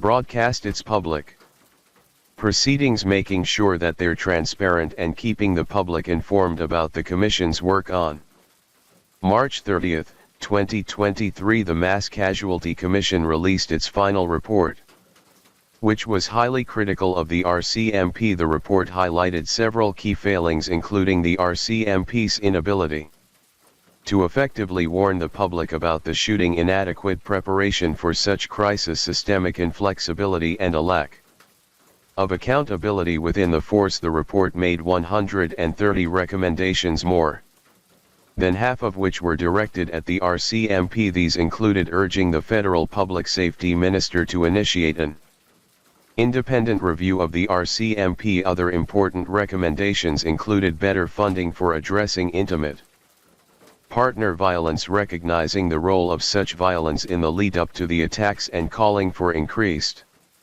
resources and support in this area. It also suggested creating a dedicated organization to support victims, noting that only one officer was assigned to all 21 non-poll victims' families to prevent similar tragedies. The report recommended stricter gun control measures. It also called for a nationalized and revamped alert ready system, which is currently privately operated, to make sure that the public is warned effectively and timely during emergencies. Story 5. Andrea Pa Yates is a woman who had severe mental health issues and struggles, all leading to a tragedy. This event shocked the nation and led to questions about mental health and the law. Our love and respect go out to all those who knew and loved the victims and all those affected by this case. In the early hours of June 20, 2001, Houston, Texas was rocked by a chilling confession. Yates, a 36-year-old mother, admitted to drowning her 5 children, Noah Yates, John Yates, Paul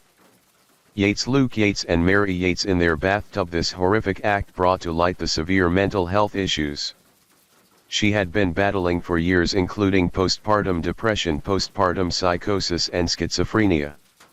Yates was born in Houston, Texas on July 3, 1974. She was the youngest of 5 children in a family with a rich immigrant heritage. Her mother, Jutta Karen Kohler, was a German immigrant, and her father, Andrew M. Kennedy, was the son of Irish immigrants. Despite struggling with bulimia and depression during her teenage years, Yates excelled academically. She graduated as valedictorian of Milby High School in 1982, where she was also the captain of the swim team and an officer in the National Honor Society. Yates embarked on her journey in nursing by completing a pre-N nursing program at the University of Houston and eventually graduating from the University of Texas Health Science Center in Houston. Her career as a registered nurse spanned from 1986 to 1994, during which she dedicated herself to her work at the University of Texas MD Anderson Cancer Center, earning a reputation for her commitment and professionalism, all while silently grappling with her mental health challenges. In the warm summer of 1989, Yates's path crossed with Russell "Rusty" Yates at the picturesque Sunscape Apartments in bustling Houston. Russell, a talented engineer at NASA, quickly formed a deep connection with Yates, leading them to decide to move in together. Shortly thereafter, their bond blossomed, culminating in marriage on April 17, 1993, marking the official start of their journey as husband and wife. As devout evangelical Christians, the Yates family held firm beliefs in the importance of expanding their family through childbirth, a decision that would later carry profound and tragic consequences. Their first child, Noah, entered the world in the chilly month of February 1994, soon after Russell's career took them to sunny Florida, where they settled into a cozy trailer in the town of Seal. However, their time in Florida was brief, prompting a return to Houston and a move into a comfortable GMC motorhome. It was following the birth of their 4th child, the adorable Luke, that Yates's mental health began to show signs of severe deterioration. On June 20, 1999, Russell returned home to find his wife shaking and chewing on her fingers, a clear indication of the turmoil she was experiencing. The following day, Yates's struggles intensified as she attempted to take her own life by overdosing on pills leading to her hospitalization and the prescription of antidepressants. Despite this intervention, Yates's mental state continued to decline with further suicide attempts and multiple hospitalizations, ultimately culminating in a diagnosis of postpartum psychosis. The struggle with mental illness. Rusty Yates returned home from work to a nightmare. His 5 children had been drowned in the bathtub by their own mother, his wife Andrea. Yates's first psychiatrist Dr. Eileen Starbranch strongly advised against having more children, warning that it would likely trigger further psychotic episodes. Despite this, Yates and Russell conceived their 5th child, Mary, shortly after Yates's discharge from the hospital in March 2000. Yates stopped taking her medication and gave birth to Mary 9 months later. For a time she seemed to be coping well, but the death of her father on March 12, 2001 marked the beginning of a severe downward spiral. Yates ceased taking her medication, began mutilating herself, and read the Bible obsessively. Her condition worsened to the point of requiring immediate hospitalization under the care of Dr. Muhammad said. Yates was treated and released multiple times. On May 3, 2001 she reached a near catatonic state and filled the bathtub, initially planning to drown her children but ultimately deciding against it. Her psychiatrist, believing she was suicidal, had her hospitalized once more. Despite the continued treatment, Yates's mental health remained fragile. On June 22, 2001 Yates carried out the unthinkable, drowning her 5 children, Noah, John Paul, Luke and Mary, in the bathtub of their home. This tragic event forced the nation to confront the complexities of mental illness and the adequacy of legal frameworks like the monotone rules and the irresistible impulse test. For sanity, the monotone rule states a person is not responsible for criminal conduct if at the time of such conduct, as a result of mental disease or defect, he lacks substantial capacity to appreciate the criminality wrongfulness of his conduct or to conform his conduct to the requirements of law. At the time of the murders, the family was living in the Houston suburb of Clear Lake City. Yates continued under Dr. Muhammad's care until June 20, 2001 when Russell left for work, leaving her alone to watch the children against Dr. Muhammad's instructions to supervise her around the clock. Russell's mother, Dora Yates, was scheduled to arrive an hour later to take over for Yates. In that hour, Yates drowned all 5 children, an act that shook the nation and sparked a profound reckoning with the challenges faced by individuals struggling with severe mental illness. She began her descent into madness by silencing her 3 youngest children, John Paul and Luke, laying their lifeless bodies in her bed. Next, she turned her attention to Mary, drowning her in the tub. The sound of the water was the last thing Mary heard when Noah, the eldest, stumbled upon the horrific scene. He tried to flee, but his mother's grasp was too strong. She dragged him back, drowning him in the same tub where his sister had met her fate. The house was now a scene of unimaginable horror, with the bodies of 4 innocent children lying lifeless. Yates, still holding on to her sanity by a thread, called the police, her voice eerily calm as she requested an officer, but she refused to explain why. In a desperate attempt to complete her twisted plan, Yates called her husband Russell, her voice laced with a sense of urgency, telling him to come home immediately. She then called 911 to report what she'd done. Noah, John Paul, Luke and baby Mary, 7 years to just 6 months old. Her husband Rusty was working at the time he returned to a scene of sheer terror. Little did she know her world was about to come crashing down around her. The sound of sirens pierced the air, and the nightmare that was unfolding would soon be exposed to the world. Yates confessed to drowning her 5 children, Noah, John Paul, Luke and Mary, in the bathtub of their home in Clear Lake City, Texas on June 22, 2000. Before her second trial, she told Dr. Michael Wellner, a forensic psychiatrist, that she waited for Russell to leave for work before filling the bathtub, knowing he would prevent her from harming the children. After the murders, police found the family dog locked up. Russell informed Dr. Michael that it was normally allowed to roam free, suggesting Yates had caged it to prevent interference. Russell secured George Parnham a family friend as Yates' attorney despite expert testimony agreeing that Yates was psychotic. Texas law required proving she could not discern right from wrong to assert the insanity defense. In March 2002 a jury rejected the insanity defense, found Yates guilty and sentenced her to life imprisonment with eligibility for parole in 40 years. The prosecution had sought the death penalty but the jury refused. Yates' mental health had been fragile for years. Her first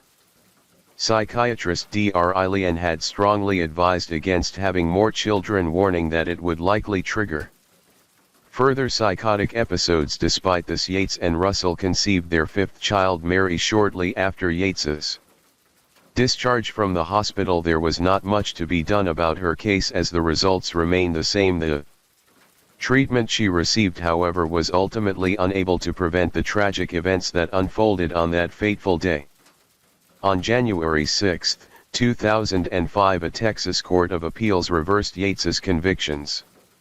California psychiatrist and prosecution witness Dr. Park Dietz admitted to giving materially false testimony, stating that an episode of Law and Order featured a woman who drowned her children and was acquitted because of insanity. Author Susan Alley, covering the trial, reported that no such episode existed. The appellate court unanimously held that the jury might have been influenced by Dietz's false testimony, necessitating a new trial. Yates again entered a plea of not guilty because of insanity on January 19, 2006. On February 1, 2006, she was granted release on bail on the condition that she be admitted to a mental health treatment facility. After 3 days of deliberations, Yates was found not guilty because of insanity. In July 2006, as defined by the state of Texas, she was subsequently committed to the North Texas State Hospital Vernon campus, where she would receive treatment for her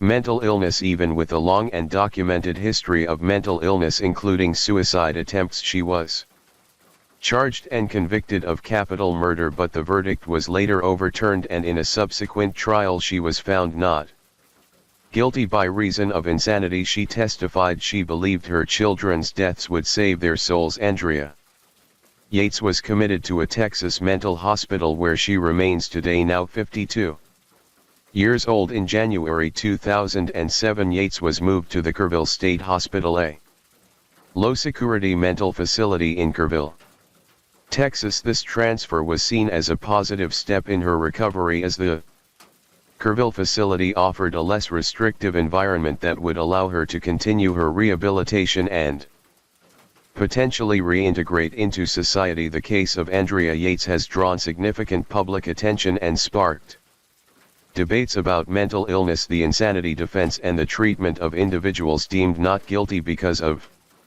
insanity. Although the psychiatric experts for both the prosecution and the defense concurred that Yates was profoundly mentally ill, suffering from one of several psychotic disorders at the time she took the lives of her children, the state of Texas contended that she was, as per the legal definition, cognizant enough to recognize the rightness or wrongness of her actions despite her mental impairment. The prosecution further implied that a desire for spousal revenge was a motivating factor behind the killings, although the defense experts found no evidence to substantiate this assertion. The original jury believed that she was legally aware of her actions, yet they disagreed on the spousal revenge motive. Dr. Muhammad had advised Russell not to leave his wife unattended. However, in the weeks leading up to the drowning, Russell began leaving her alone with the children for brief periods, believing that this would enhance her independence. Despite the instructions from her physicians at a family gathering the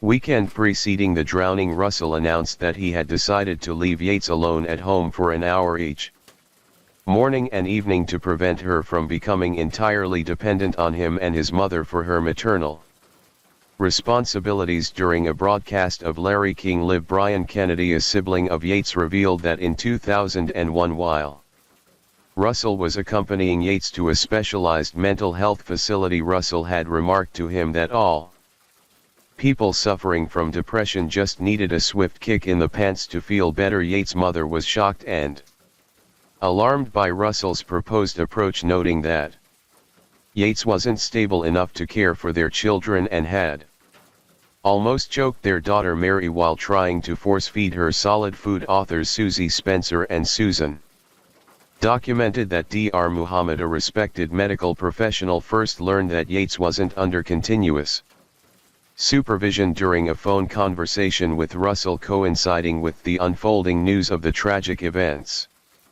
Yates' initial psychiatrist Dr. Eileen was surprised when Yates and Russell expressed a desire to stop her prescribed psychiatric medications to conceive another child despite the doctor's explicit warnings against it.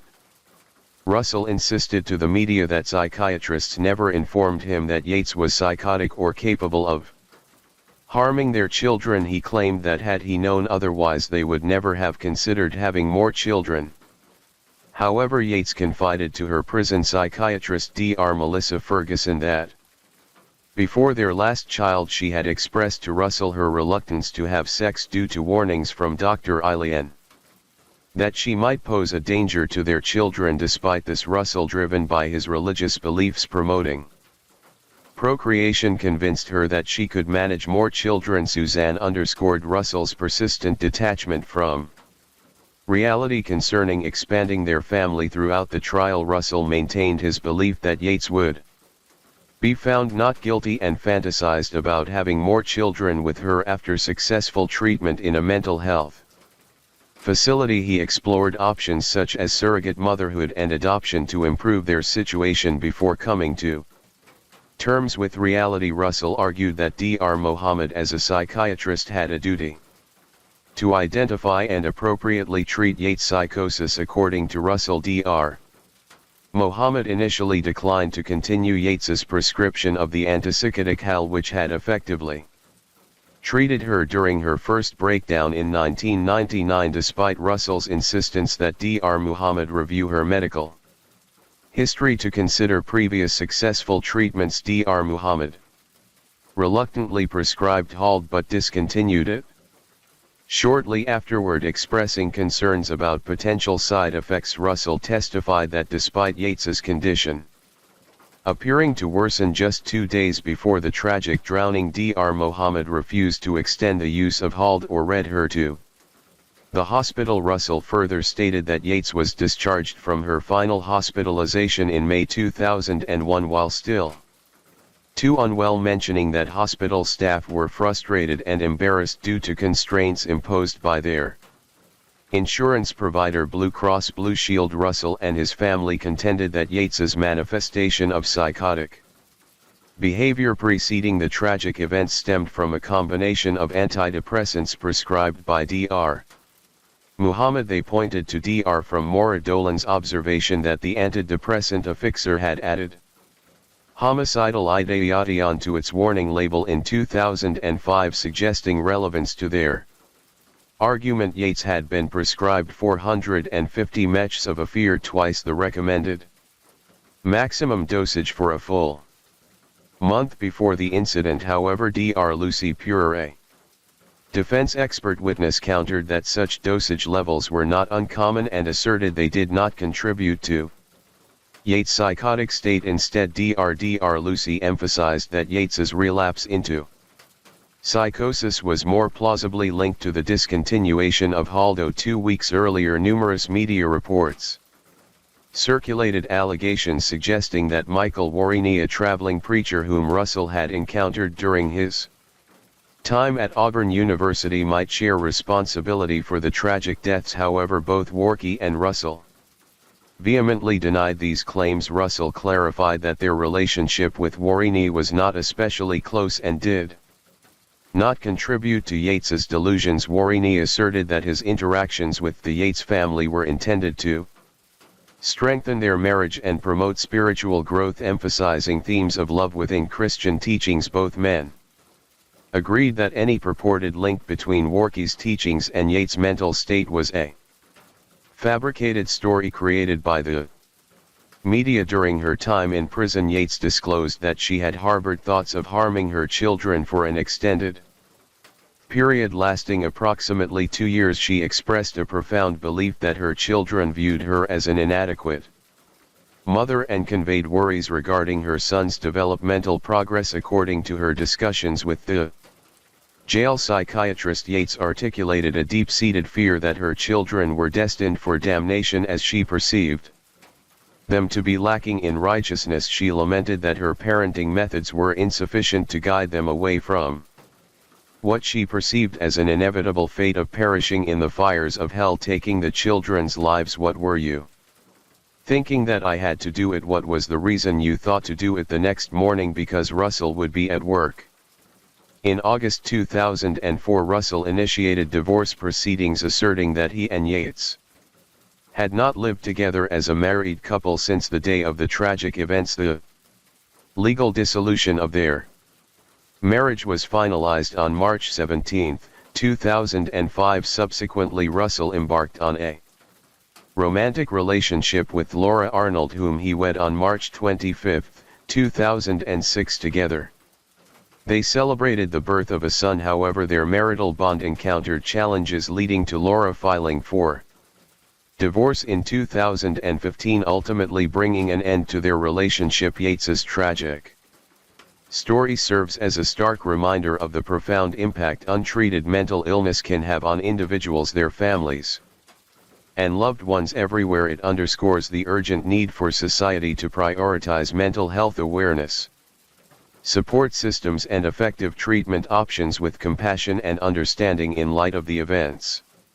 surrounding Yates, society must adopt a more comprehensive approach to supporting individuals facing severe mental health challenges in the world today. This includes increasing awareness and education, improving access to mental health services, and integrating mental health into health care. By addressing these areas comprehensively, we can create a more compassionate and supportive environment where individuals struggling with severe mental health issues receive the care, understanding, and resources they need to thrive.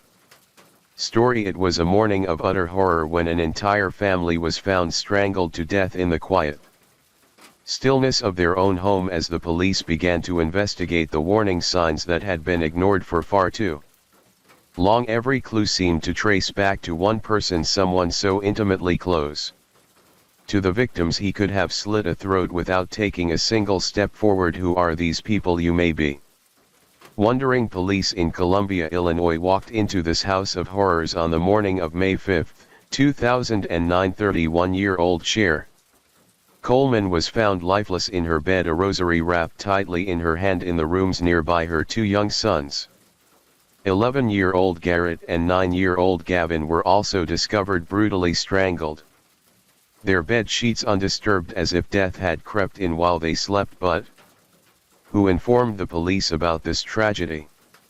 It was around 7 in the morning when Detective Justin Barlow received a call that would mark the beginning of a haunting investigation. Chris Coleman was at the gym, said he couldn't get a hold of his wife Sherry. Concerned, Barlow made his way to the Coleman residence for a welfare check. What he found inside would haunt him forever. Sherry bore 3 distinct ligature marks across her neck and a black eye, evidence that she had fought desperately for her life. Her boys, however, had no such signs. Their deaths were swift, too swift. The walls were vandalized with spray-painted messages.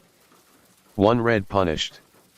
Another read, "You knew this was coming." One of the boys had even been defaced with paint. "This was a monster," said KTVI reporter Chris Hayes, somebody who would spray paint the walls.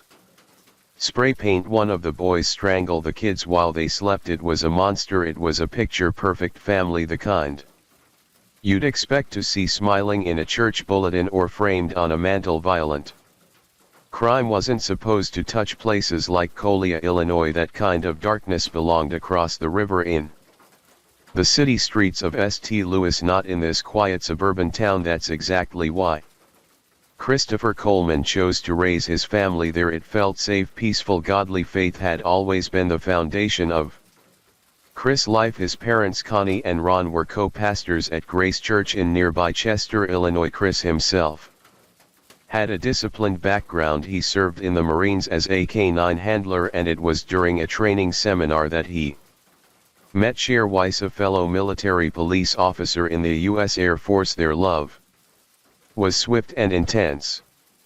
A trip to Chicago turned into a wedding, and soon after, they were expecting their first child. Garrett Gavin followed not long after. A tight-knit, loving family was forming. Chris had climbed high, securing a six-figure position as the head of security for internationally renowned televangelist Joyce Meyer. It wasn't long when Chris became Meyer's personal bodyguard. Meyer had known Chris since he was a child. She trusted him. The Colemans were admired, protected, even blessed at least on the surface. But in this world where religion and righteousness were so deeply rooted in lives, danger sometimes hides behind the mask of devotion, and whispers of resentment were already beginning to rise from the shadows. And then one day everything took a turn. In November 2008, the com began to crack. A blackmail via email filled with obscenities and threats was sent not just to Chris Coleman but to Joyce Meyer and her son as well. The message was clear: stop preaching or face deadly consequences. By January 2009, the threats had escalated. Chris approached his neighbor across the street, Detective Sergeant Justin Barlow, with something far more personal. A letter had been left inside his mailbox. It demanded the same thing as the email: tell Joyce to stop preaching or Chris's family will die. I will kill them all as they sleep. Sherry was shaken, especially because the note had been delivered while Chris was away in Hawaii with Joyce Meyer. When he returned, he filed a formal police report.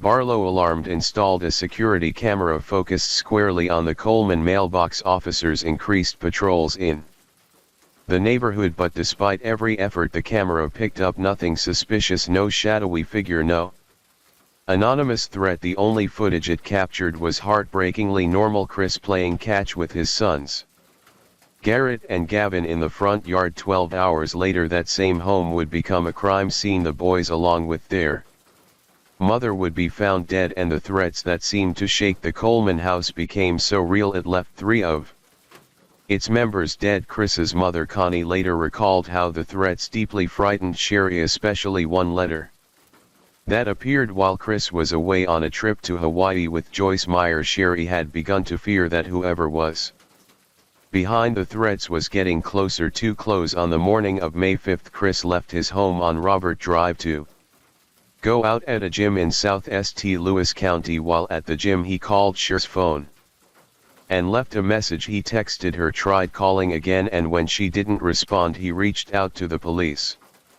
Chris told Barlow he couldn't reach his wife and asked for a welfare check. Barlow met another Columbia officer outside the Coleman home. There they noticed a basement window had been opened. The two men entered cautiously, descending into the dark basement and making their way through the house. What they found was beyond disturbing: spray-painted messages in large red letters to face the walls. I am always watching, you have paid. And in the bedrooms upstairs, the family that once seemed so safe, so protected, was gone. Oh, but did we tell you weeks before the murders? Sherry texted a friend, if something happens to me, Chris did it. And she wasn't guessing. She said he wanted a divorce, that she and the kids were in the way of his job. Turns out she saw it coming all along, but that wouldn't save her. What really sparked curiosity was when police began wondering why was a bodyguard receiving threats on behalf of a famous preacher, and when this question filled the minds of the investigators,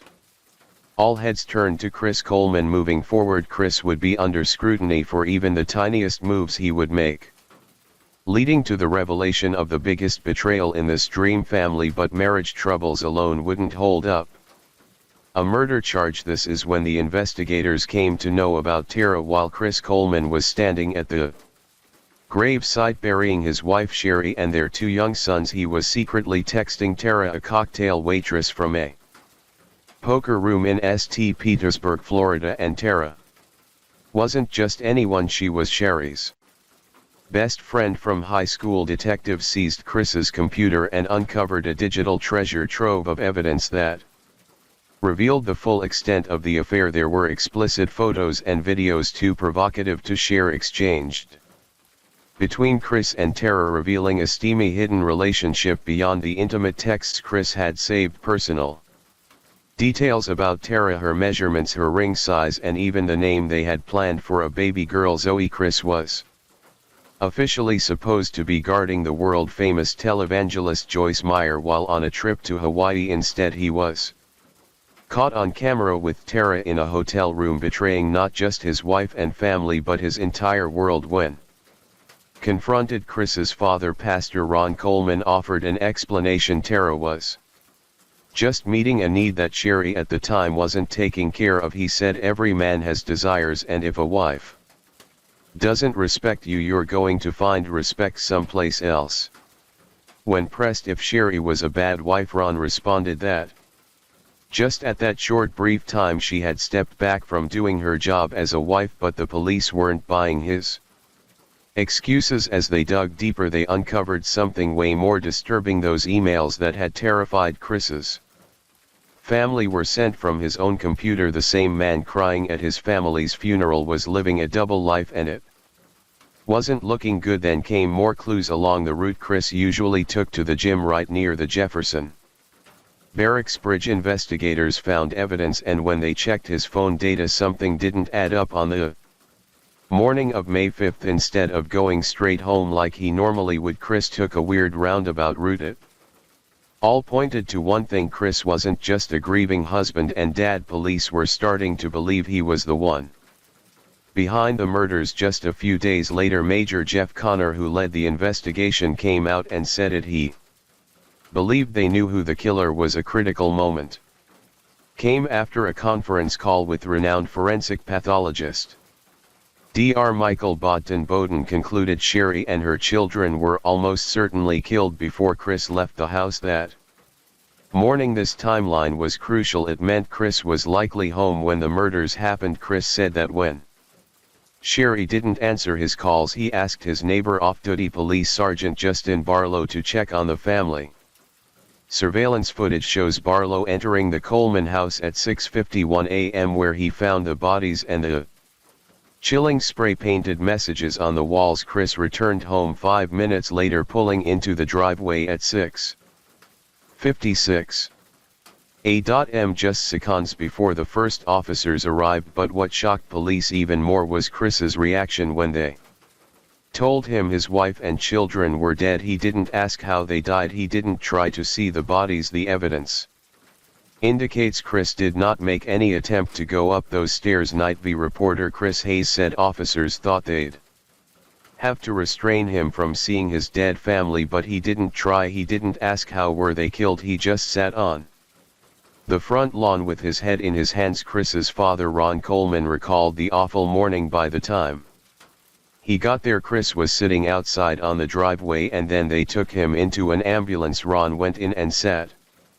with him. It was a horrible morning, as Ron said, but there were other strange signs. Someone noticed scratches on Chris's arm. He looked at them and started punching the gurney inside the ambulance. Despite these suspicious behaviors and mounting evidence, Ron Coleman remained convinced his son was innocent. "Is there any way that there's a part of Chris that you don't know that could have been capable of this?" "Not in my view. You couldn't put something around your kid's throat unless you're a monster. There's no way his son did this," he insisted. But the police were growing increasingly sure that Chris Coleman's role in the murders was far darker than anyone wanted to believe. Just hours after the grim discovery of Cher Coleman and her two sons, police brought Chris Coleman into the interrogation room. "I set my alarm clock for 5:30 and used my phone for my alarm clock, and I got up at 5:30, went in the bathroom, put these clothes here on, and went to the bathroom,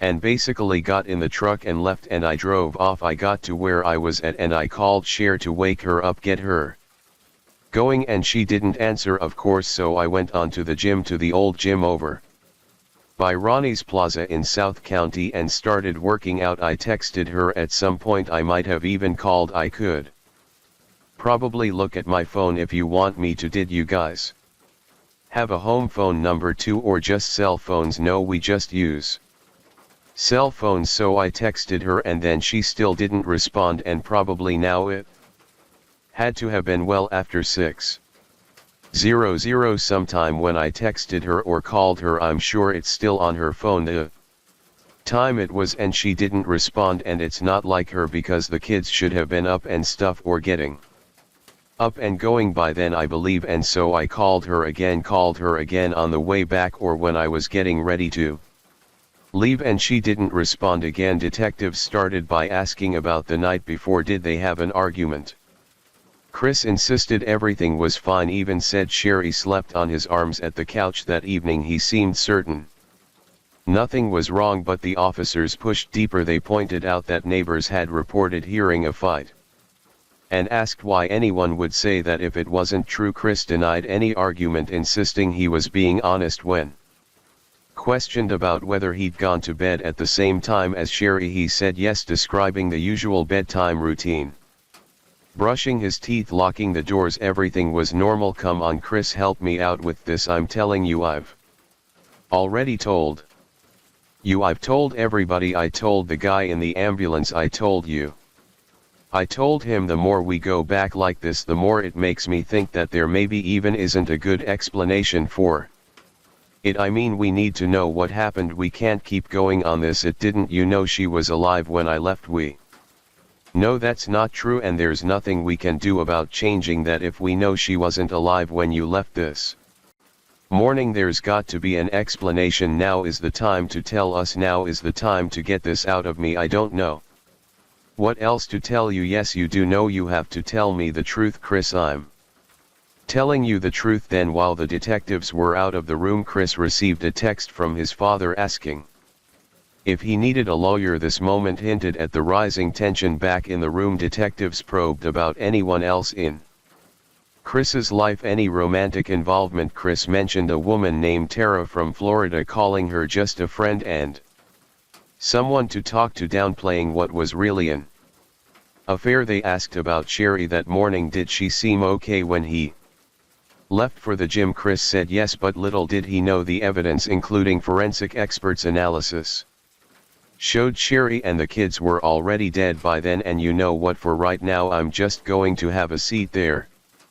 I'm not sure there's anything I want to do, but well, here's another water if you need it. Okay, I mean, obviously, so I got to go over your mind. All right, it's just because we're talking to you and we're talking to you a lot. Okay, I'll tell you what, from the beginning. Let's just start off from when he got up this morning until the time you pulled up at the house. Detectives challenged him directly, telling Chris that the physical evidence said otherwise. He insisted Sherry was alive, that the kids were alive. The tension grew when asked if he was involved in the deaths. Chris flatly denied it. When asked about anyone else being involved, he said he didn't know. When pressed if he had talked to anyone about arranging her death, he denied it vehemently. The questioning circled back to Tara. How long had you been in a relationship with Chris? Since late November, early December. Where had all the kids been together? Phoenix and Hawaii, Maui. What would he tell his wife when he was gone? He would have just told her that he was working. Was there an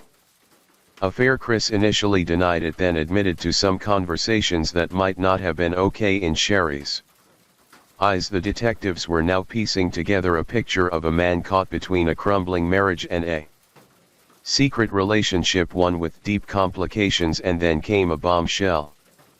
The detectives told Chris that Tara was already talking to police in Florida and had shared the very explicit photos and messages Chris had sent her. The interrogation room quieted as the officers made it clear the story of a stranger sneaking in to kill Sherry and the boys just didn't add up. Detectives even pointed out how Chris's writing style matched threatening emails sent to Sherry. They found evidence that the paint used in the threatening messages on the walls was bought by Chris months earlier, something he explained away as innocent, saying he and his son bought it for paint gun targets. Chris's father insisted none of this meant his son was guilty. He believed the promise ring Tara bought was just a fling. Chris was trying to escape, but the deeper the police dug, the more the evidence and witnesses Especially Tara's detailed accounts showed how deeply concerning this whole situation became in Florida police. Described Tara as visibly upset, someone who knew details of the affair and had become possessive. She told officers that Chris was careful to cover his tracks, even sending photos to prove he wasn't cheating in some moments, yet the affair was real. The promises of marriage and children discussed things Chris's father said his son tried to back away from but couldn't, while Tara voluntarily cooperated, providing police with texts and messages Chris remained silent on. Guild police then went for a tough approach, confronting him with the reality of what lay ahead if he didn't confess a loss of peace in this life and the next. It wasn't long before Chris Coleman was arrested at his parents' home on May 19, 2009, charged with 3 counts of first-degree murder. Police revealed he had tried to cover his tracks by spray painting messages on the walls to make it look like someone else committed the murders. After delays and attempts to move the trial, the case finally went to court in April 2011. Jurors were carefully selected from outside the local area, ensuring a fair trial free from local bias. The interrogation laid bare a tangled web of lies, secrets and betrayal, setting the stage for a shocking trial where the truth about Chris Coleman would finally be revealed. After 2 long days and 15 hours of going back and forth, the jury finally made their decision on May 5, 2011, exactly 2 years after Sherry and her 2 sons were murdered. The timing couldn't have been more symbolic. Chris Coleman was found guilty on all 3 counts of first-degree murder, but it wasn't easy. One of the jurors, Kim Ferrari, later said that 4 people on the jury weren't fully convinced at first. They needed more, something solid that would erase any lingering doubt, and oddly enough they found it by accident. Tucked away in the jury room from the start were some foam boards with photographs on the back. Those photos showed Chris and his mistress Tara Lentz looking cozy together, and they were clearly dated October 2008. Why did that matter? Because Chris had been insisting all along that he didn't start the affair until November of the same year, after the threatening emails to his wife had already begun, but these photos said otherwise. The affair started earlier than he claimed, which made his whole timeline fall apart, and to the jury that lie was the final nail in the coffin. As soon as they saw those pictures, the mood in the jury room shifted. Juror Kim Ferrari recalled that everyone was finally on the same page. Ferrari said she would have voted for the death penalty without hesitation, and she believed the rest of the jury would have too, but Chris never gave them the chance. Right after the conviction, he suddenly waived his right to be sentenced by the jury and left his punishment in the hands of the judge, Milton Wharton. It was a surprising move, but Ferrari believed she knew why he did it. He knew they were going to send him to death row even if Chris couldn't go to hell, yet Judge Wharton sent him to prison for life without the possibility of parole. No way out, no second chances. Ferrari wasn't disappointed by the life sentence. In fact, she saw it as justice in its own form. He's going to have to sit in prison and think about what he did every day for the rest of his life, she said, and in truth the death sentence wouldn't have changed much. Just 2 months before the trial began, Illinois officially abolished the death penalty. Chris Coleman was sent to Pontiac Correctional Center in Illinois, a high-security prison between Bloomington and Chicago. Later that summer, in August 2011, he was moved to Dodge Correctional Institution in Waupun, Wisconsin. The reason was, ironically, safety concerns. He also made an effort to get a new trial, but the judge denied that request too. Chris Coleman will never walk free again, and now he has nothing but time to sit, to think, and to live with the weight of what he did in December 2012. Something heartbreaking happened all over again.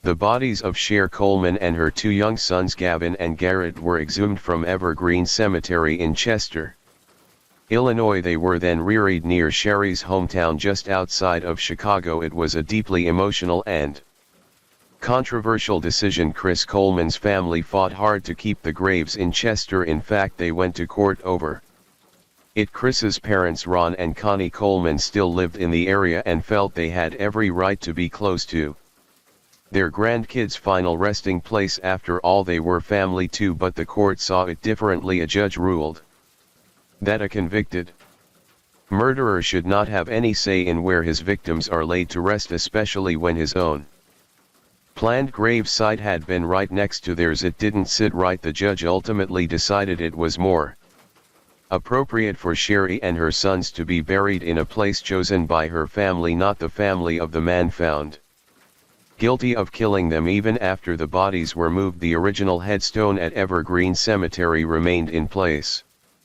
It had been paid for by Chris's parents, and for a time it stood as a heavy emotional reminder of the lives lost and the complex grief left behind. Chris Coleman didn't stop fighting after his conviction. He and his lawyers filed multiple appeals, but in January 2015 a judge rejected their efforts and upheld both the conviction and his life sentence. But that didn't stop Chris from talking in a phone interview with Crime Watch Daily in April 2018. Chris insisted he was innocent. He even claimed there was a key detail the jury never heard. According to Chris, he had 2 laptops at the time, one that he traveled with and another that stayed either at home or the office. The threats to his wife, he claimed, were linked to the one he didn't carry with him. He seemed to be suggesting that someone else could have sent the emails using the device he left behind. That same month, his father, Pastor Ron Coleman, also defended him on the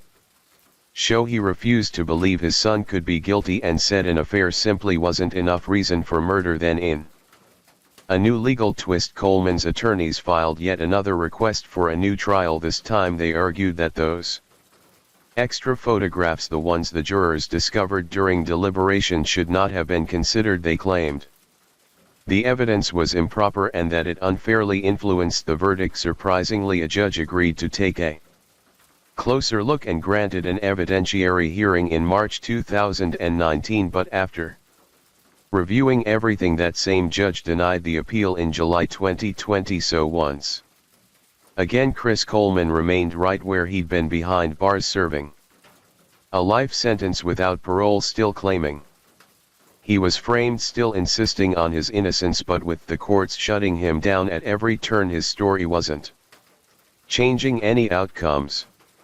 As the rain gently falls and the night grows deeper, thank you for joining me here at MR Night Cared True Crime Stories.